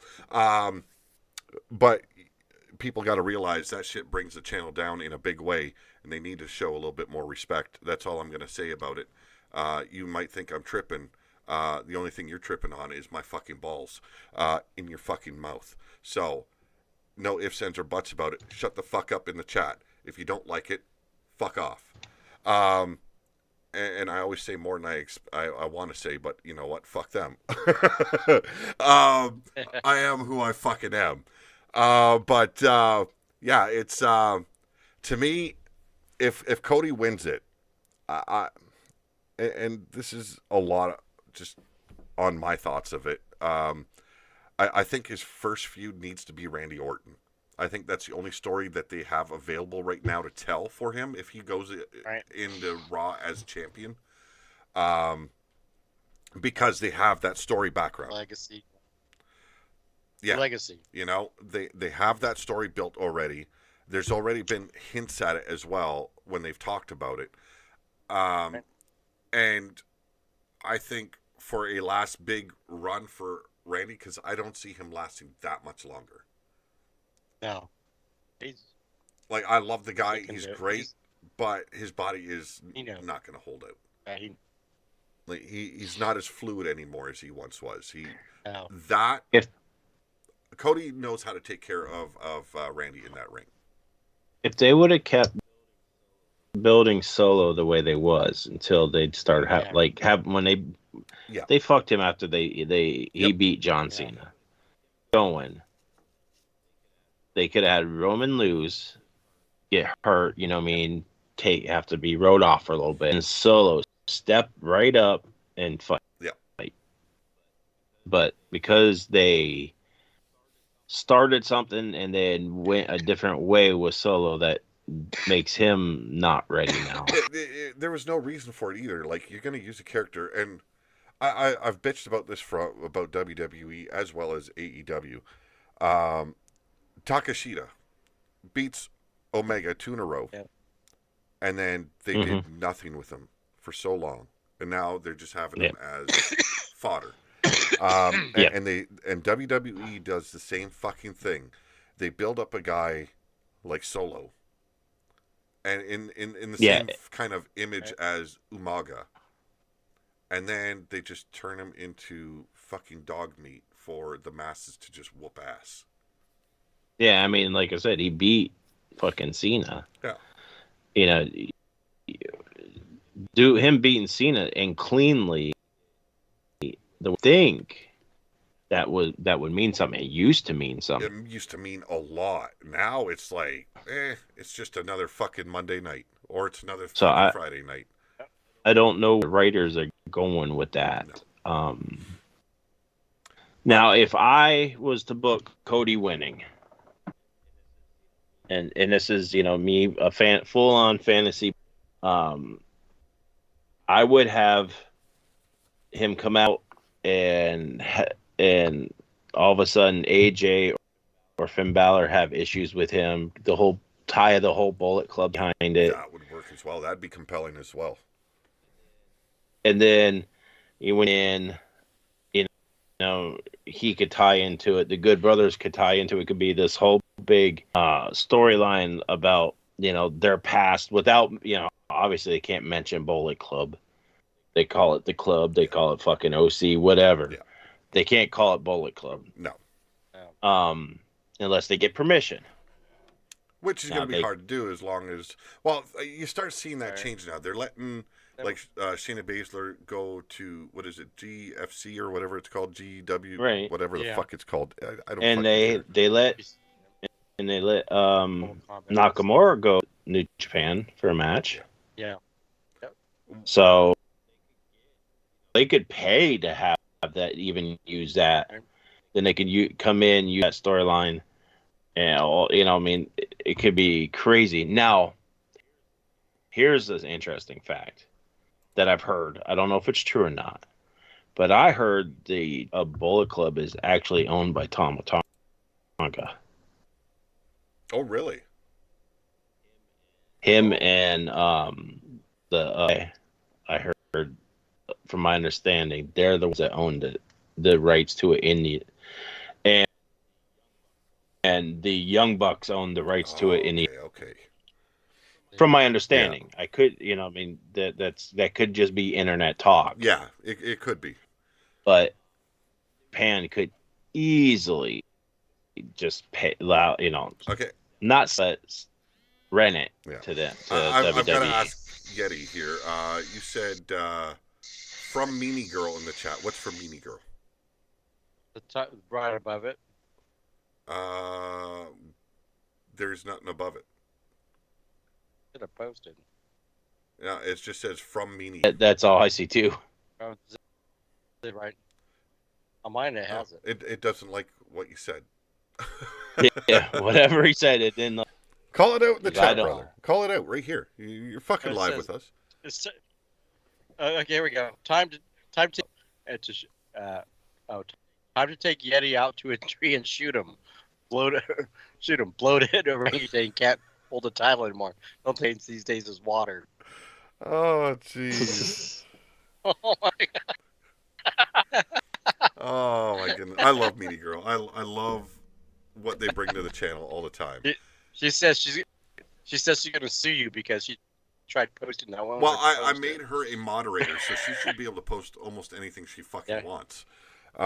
So you know she can get more vocal in the chat if she wants. By the way, yes, 86K seconds did sound better than 24 hours, but it pissed me off to the point I didn't want to see or read anything from him again. So I was hoping he got the hint. Evie, it's all Pete's. It's all on Pete's end. Why her stuff? It's not on my end. What the hell? 80% of this fucked up shit. Meanie says YouTube doesn't. It's all Pete. So you sue Pete. Well, she's a moderator now. She should be able to be a little bit more out there. Yes, you have power. Don't fucking abuse it, woman. Yes, YouTube just don't like it. I will bend you over, and you'll like it. It's probably because you use the word shoot. Oh, maybe. Yeah, because gun violence. You got to do little workarounds, but I mean, like, it's not impossible to get away with being a fucking asshole. Except for some channels where you get fucking banned as soon as you fucking put something in there. Oh yeah. And I've been to. I just get banned from. No, I go on some channels just because of my. It says the naked one. I get banned for. Oh, geez. Really? I don't know how I don't get banned. Oh, I go in there sometimes with the intent of really poking the bear. Not to get banned, but just to poke the bear because I know the right buttons to push. And, you know, it's like, oh, this is PG. It's like, you do understand what PG stands for, right? Parental guidance. PG-13, these are levels of PG. PG-13, PG-14. It's levels of parental guidance. I'm quite high on the PG level. So it's going to work if I get a little bit to be a bit of an asshole. And I like doing it. I've been timed out on Blaze's channel. I don't care, you know.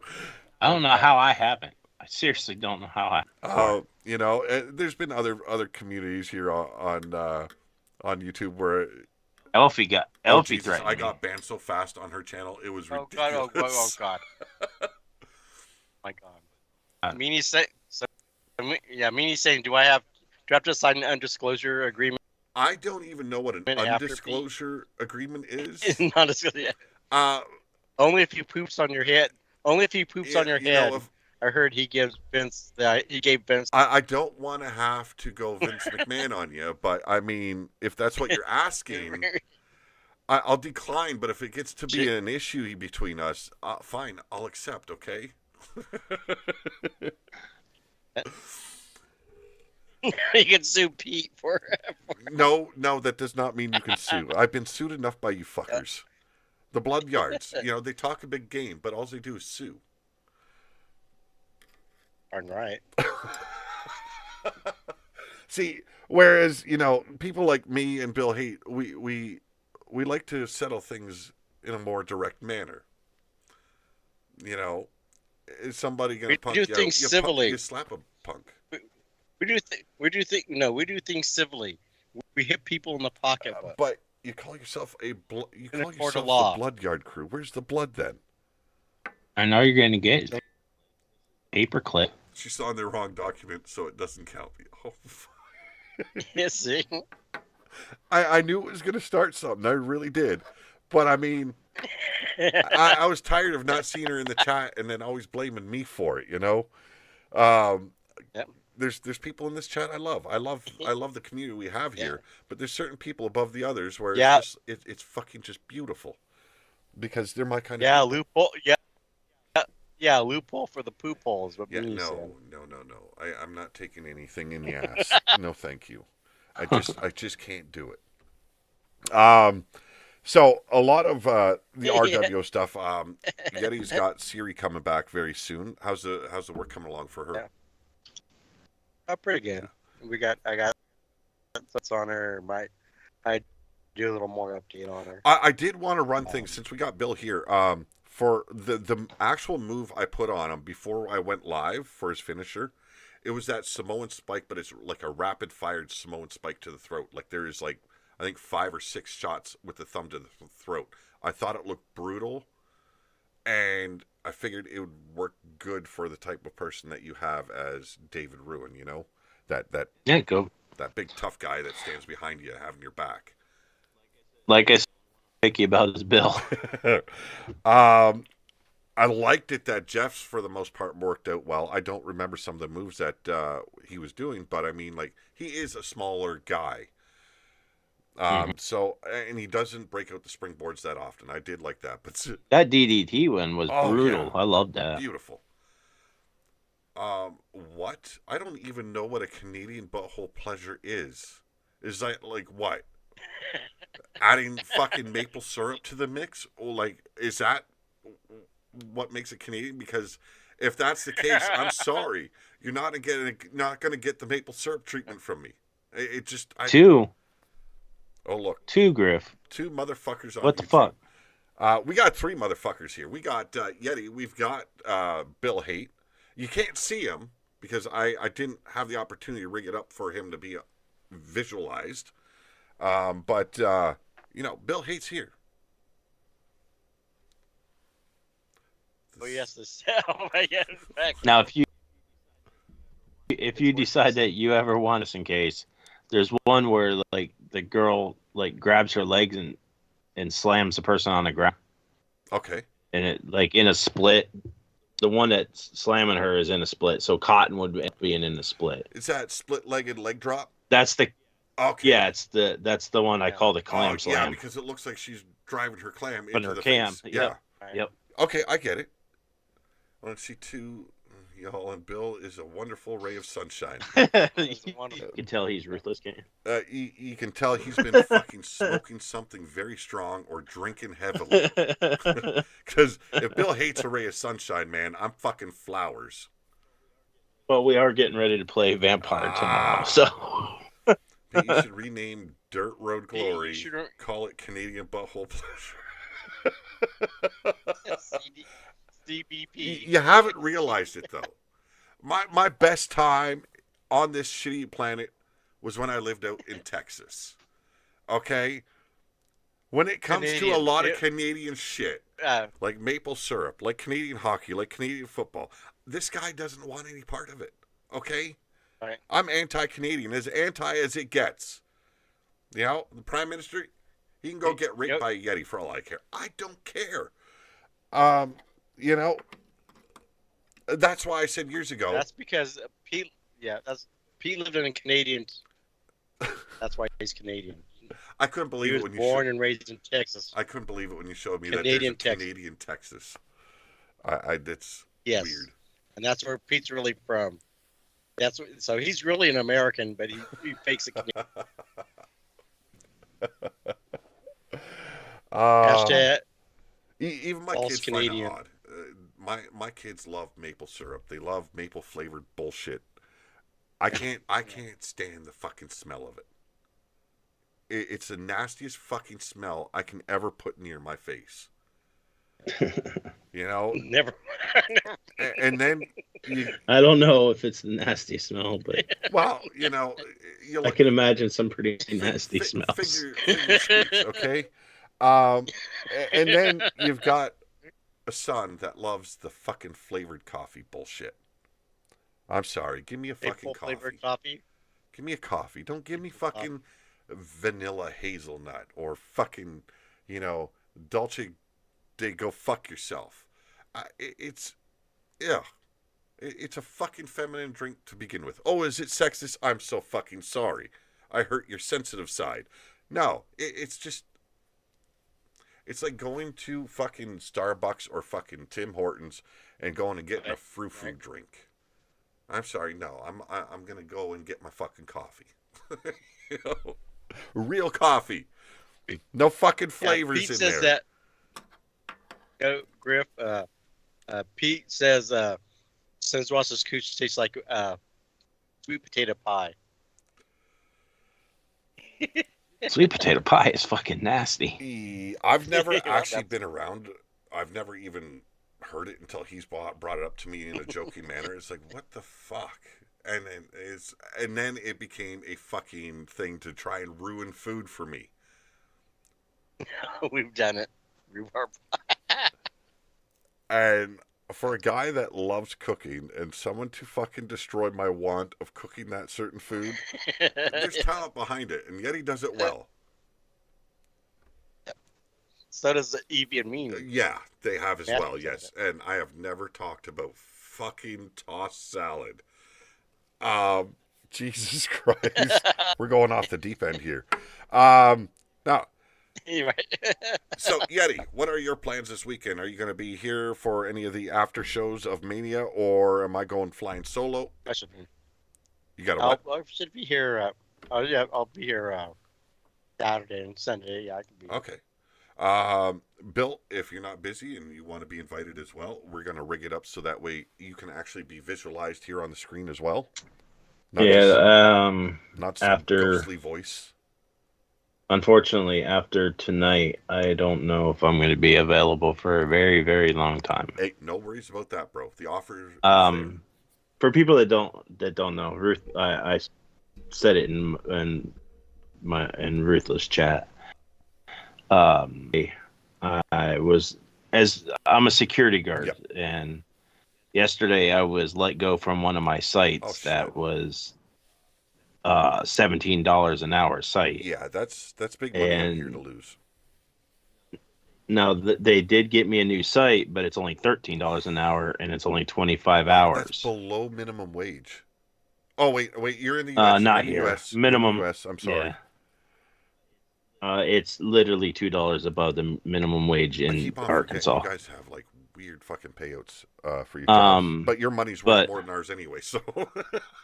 But it's only 25 hours now. I still get the 12-hour shift on Sundays.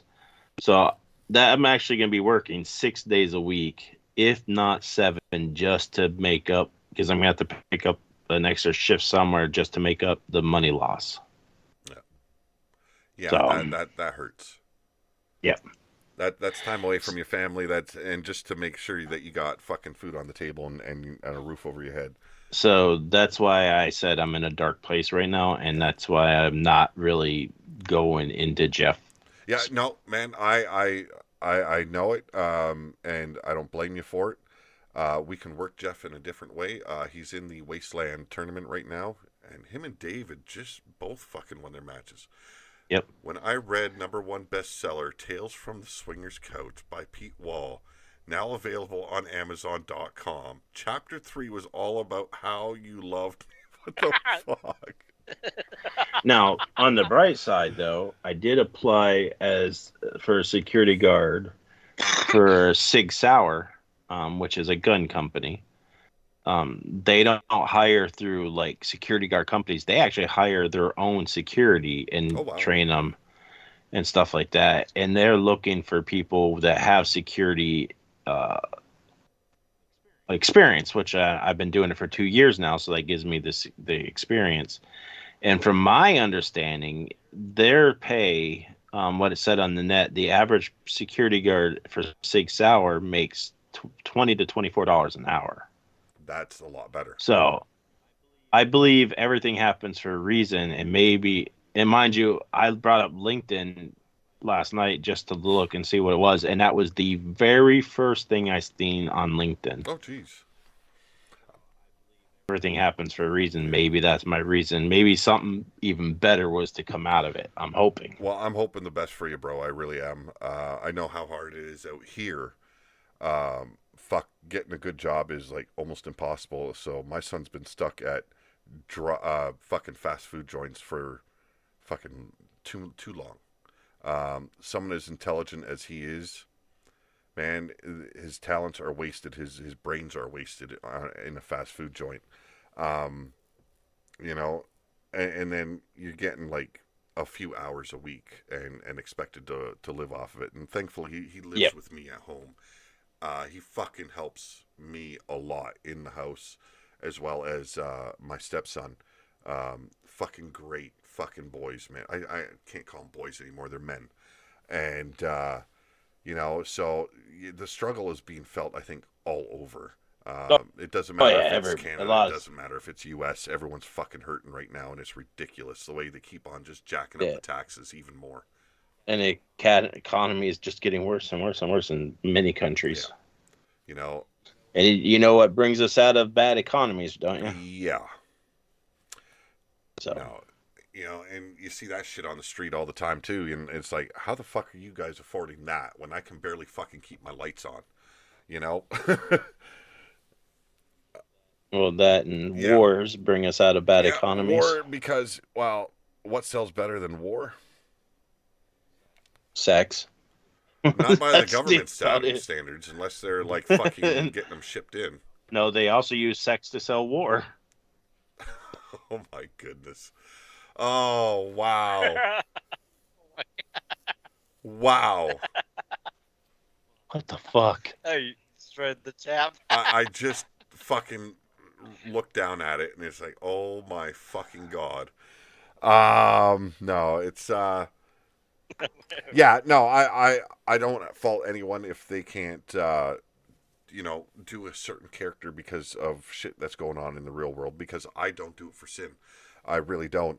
Right now, the whole storyline is based on Mordecai whooping the shit and trying to be everyone's big brother. You know?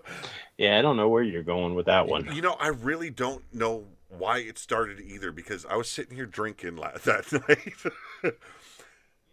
Yeah, I understand that. I was about like 6 shots in. If you know? if Bill don't start winning matches back, it's pretty much a done story. Fucking make him lose. I mean, like Mordecai, make him lose so the story can build up. And it's like, you drop that bitch down to fucking 30% on everything, and he's gonna whoop Bill's ass. Put it down to 0 on everything. It's just like, you know, like Griff. When I first came around, I couldn't beat Griff at all. Couldn't beat him, no matter what. Just happens. No, it's weird because there for a long time, like Griff's character was fucking undefeatable, and it was like, what the fuck is going on here? And then all of a sudden he hit a cold spot, and then it's like it took a long time to get out of that cold spot, and then it started to climb back up, and then his character just went to shit all over again. Well,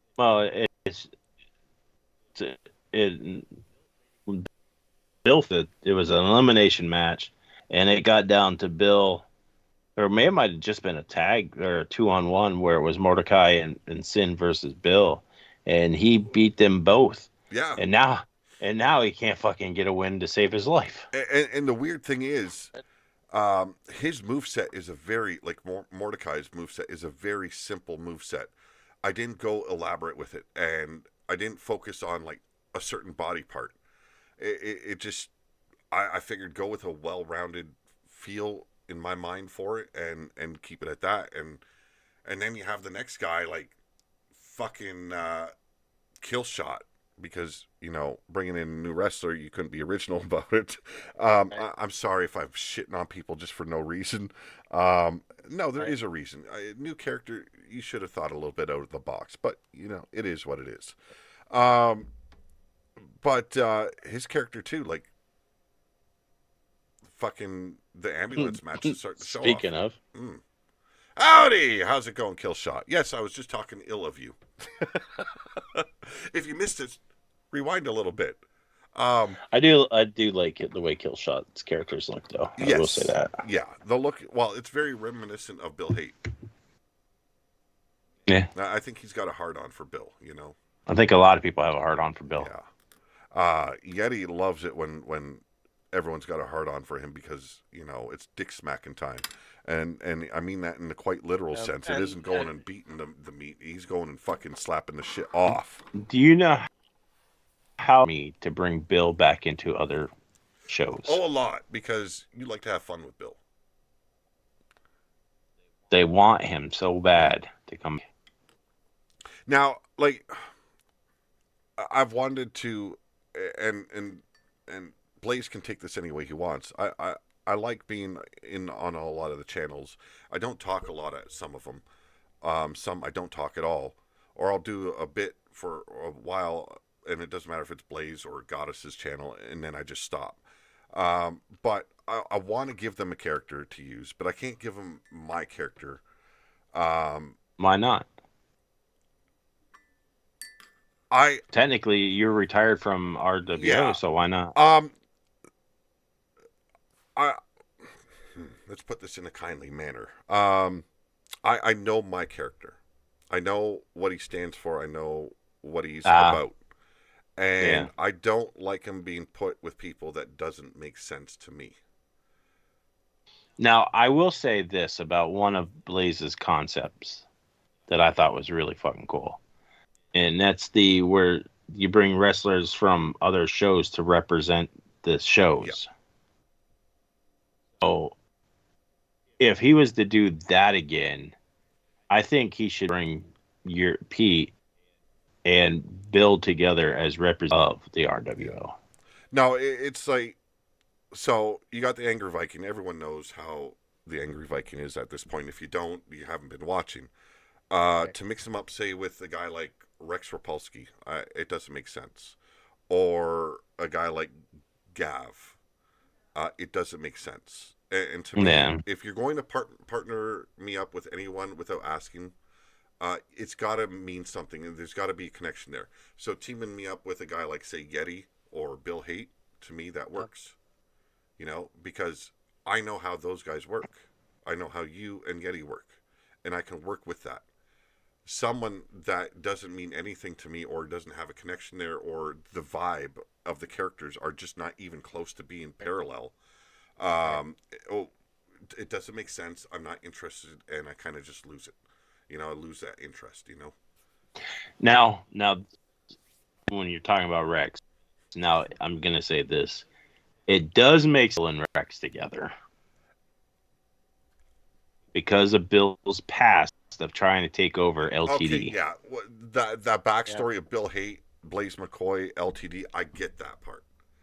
Yeah, the only way that makes sense, by the way. And I could see like Booger Ray teaming up with Rex because they're both annoying little fucks.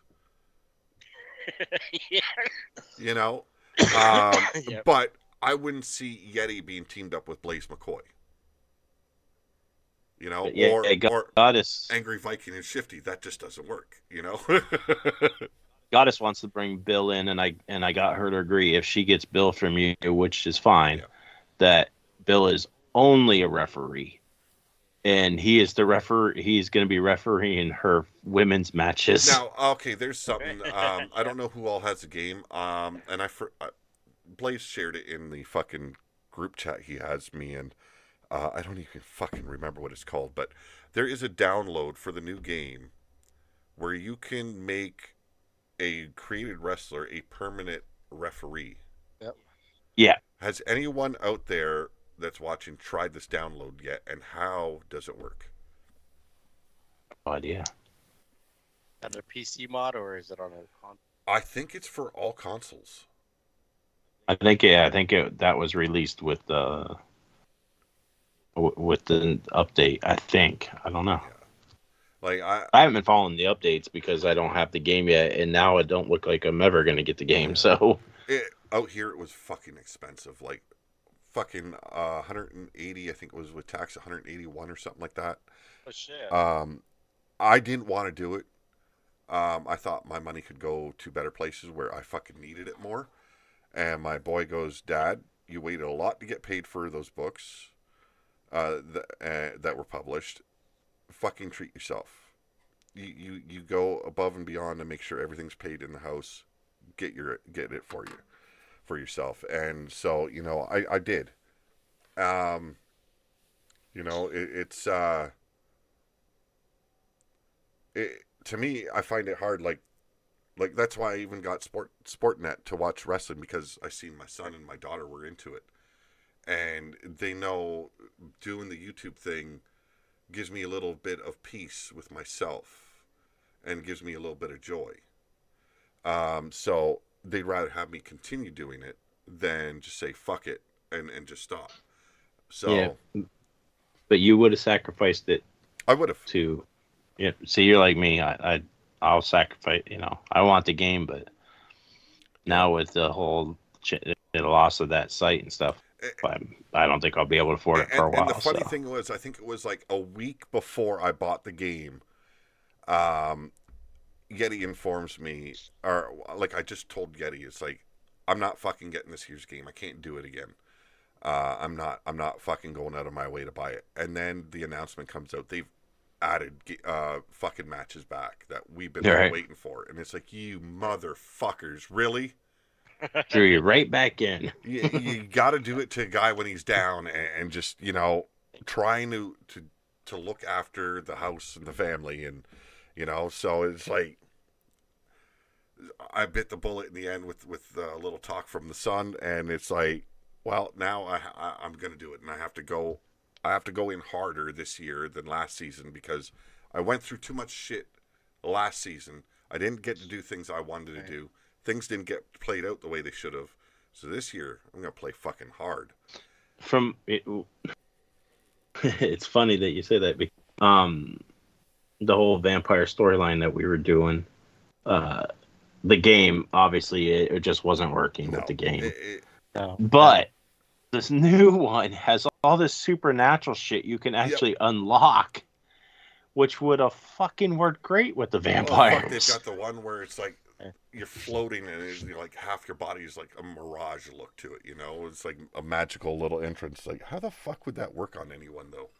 You know, anyone that's the vampires. Well, yeah, the vampires would have, yeah. Right. You know, the only problem is the mechanics of the game. You're looking at, like, okay, we got the werewolves or wolves. I don't want to call them. Yeah, they're partial like werewolves. Lycans, half lycan, whatever the fuck. They're werewolves, but they don't fully change. Yeah, and then you got like the vampire thing, and then we had the zombie bit with some of the characters because they really wanted to be zombies. But in the end, the mechanics just don't work for it. Yeah, it's supernatural. The supernatural stuff, other than the wolves, it doesn't work because they're not full-blooded werewolves. They're just have a little, you know, I mean, it's just a little bit in their bloodline. Yeah. So that works for them, but other supernatural just doesn't work. And what I liked about the way Almar did the wolves, they never like used special powers in any of the storylines. Yeah. Oh my gosh. Oh my god. That's why I said they're not actual full werewolves.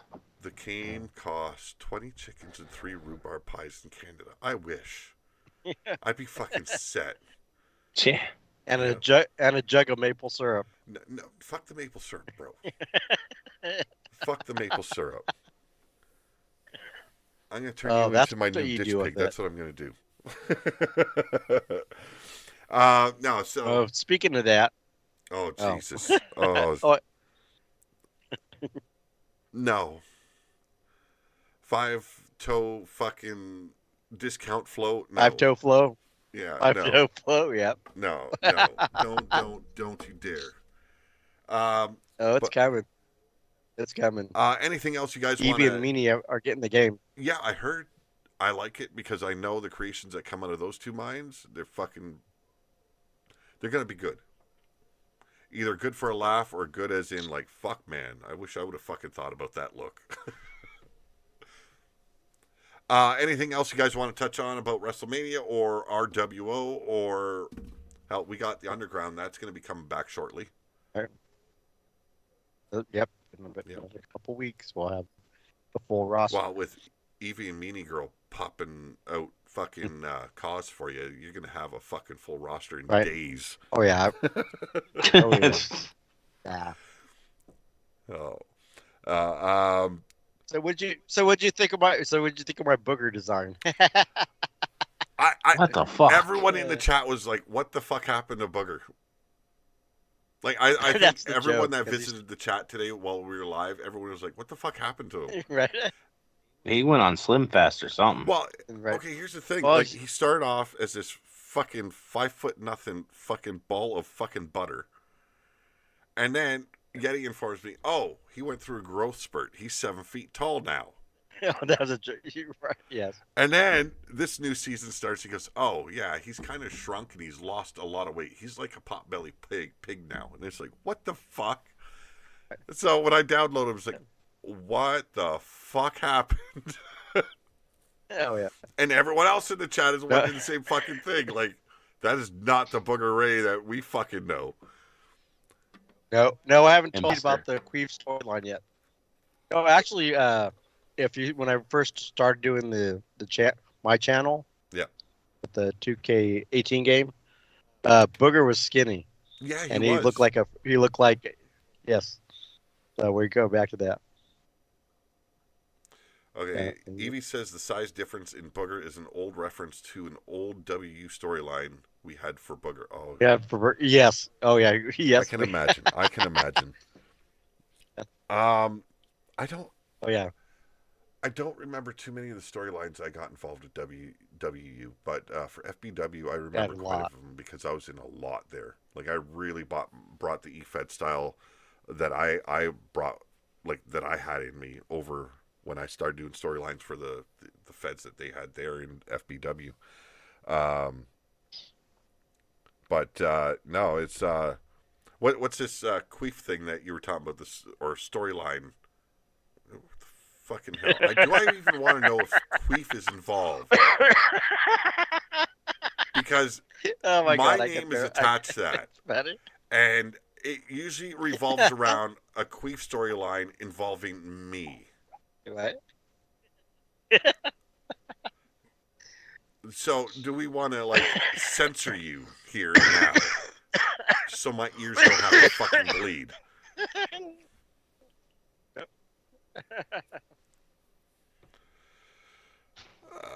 Well, I think we're going to end the show there because, you know, right, dipshit is back and just looking to cause trouble. And tonight's a night where I've probably had enough to drink today where I could, like, really go on a fucking tirade with him. And I don't want to. I want you guys to enjoy your WrestleMania weekend if you can. You in the chat, if you're watching WrestleMania, fucking awesome. We're going to be here live after Mania. We know probably that Yeti's going to be here. If not, I'll go solo and, you know, pump one out all over you guys' chin. Here's the Queef storyline. If you read the Queef chat. accused Pete of getting him. Oh my god. So he walks around with a bloated belly for a few weeks, then poops and has a turd. Oh my fucking god. So he follows Pete around with the turd wrapped in blanket, demanding child support. The fuck? Oh my lord. God damn, I don't want to be a part. I don't want to be a part of this storyline. I really don't. I can do without being in queef storylines. It's usually closet fucking bullshit, and no thank you. I want you guys all to have a great night. I want to thank Bill for being here, and always my co-host, Yeti. Any parting words from you guys? Fuck off. Yeah, go fuck yourself. Here we go. Straight from the heart. You know, catches me here every fucking time. Okay, guys, you have a great night. Always have a better tomorrow, and let's see if we can end this properly. We're not going to have music this time. We didn't even have an intro fucking little package done today. I just said, fuck it, we're going live, so you're going to go out as we came in. Slightly bloody. Hoop support for Pete's baby. No, Good night. Good night. Have a greater or a better tomorrow. But for now, we are out of here. Fucking assholes. Right, see you later. Every fucking time. You think I would have learned more or better at this point? The timing. Oh, Jesus Christ. Ben Pete over lineup. I remember that one. My goodness. And I make that mistake going off air every fucking Friday. You know, you got anything else you want to say? Yep. And it's always going to come back to haunt me. Yep. Oh, fucking Ooga Wall from Evie in the chat. Oh, Jesus, no. Oh, God, the baby's name. Fuck, man. I'm sorry to hear that you fucking lost one of your jobs, bro. That hurts, and I'm sorry for that. Are you even off air? Yeah, we're off air. I stopped. I'm not. I'm seeing you still going. Yeah, it goes. Yep. There's a delay, but it said, "Oh fuck, what the." It's not. Oh, you're still there. Down. See? Just turn off. Just turn it off. I can't. It's broken. It's broken. Oh my god. Oh my god. Oh Jesus, we are malfunctioned. Here we go. Let me see. Let's see. Will that end it? Fucking hell. Are you guys still there? Yeah. But the streaming has not stopped, has it? Oh, fuck me. Really? All right. You're still on there. You're stuck live. Yeah, I don't get it, man. I don't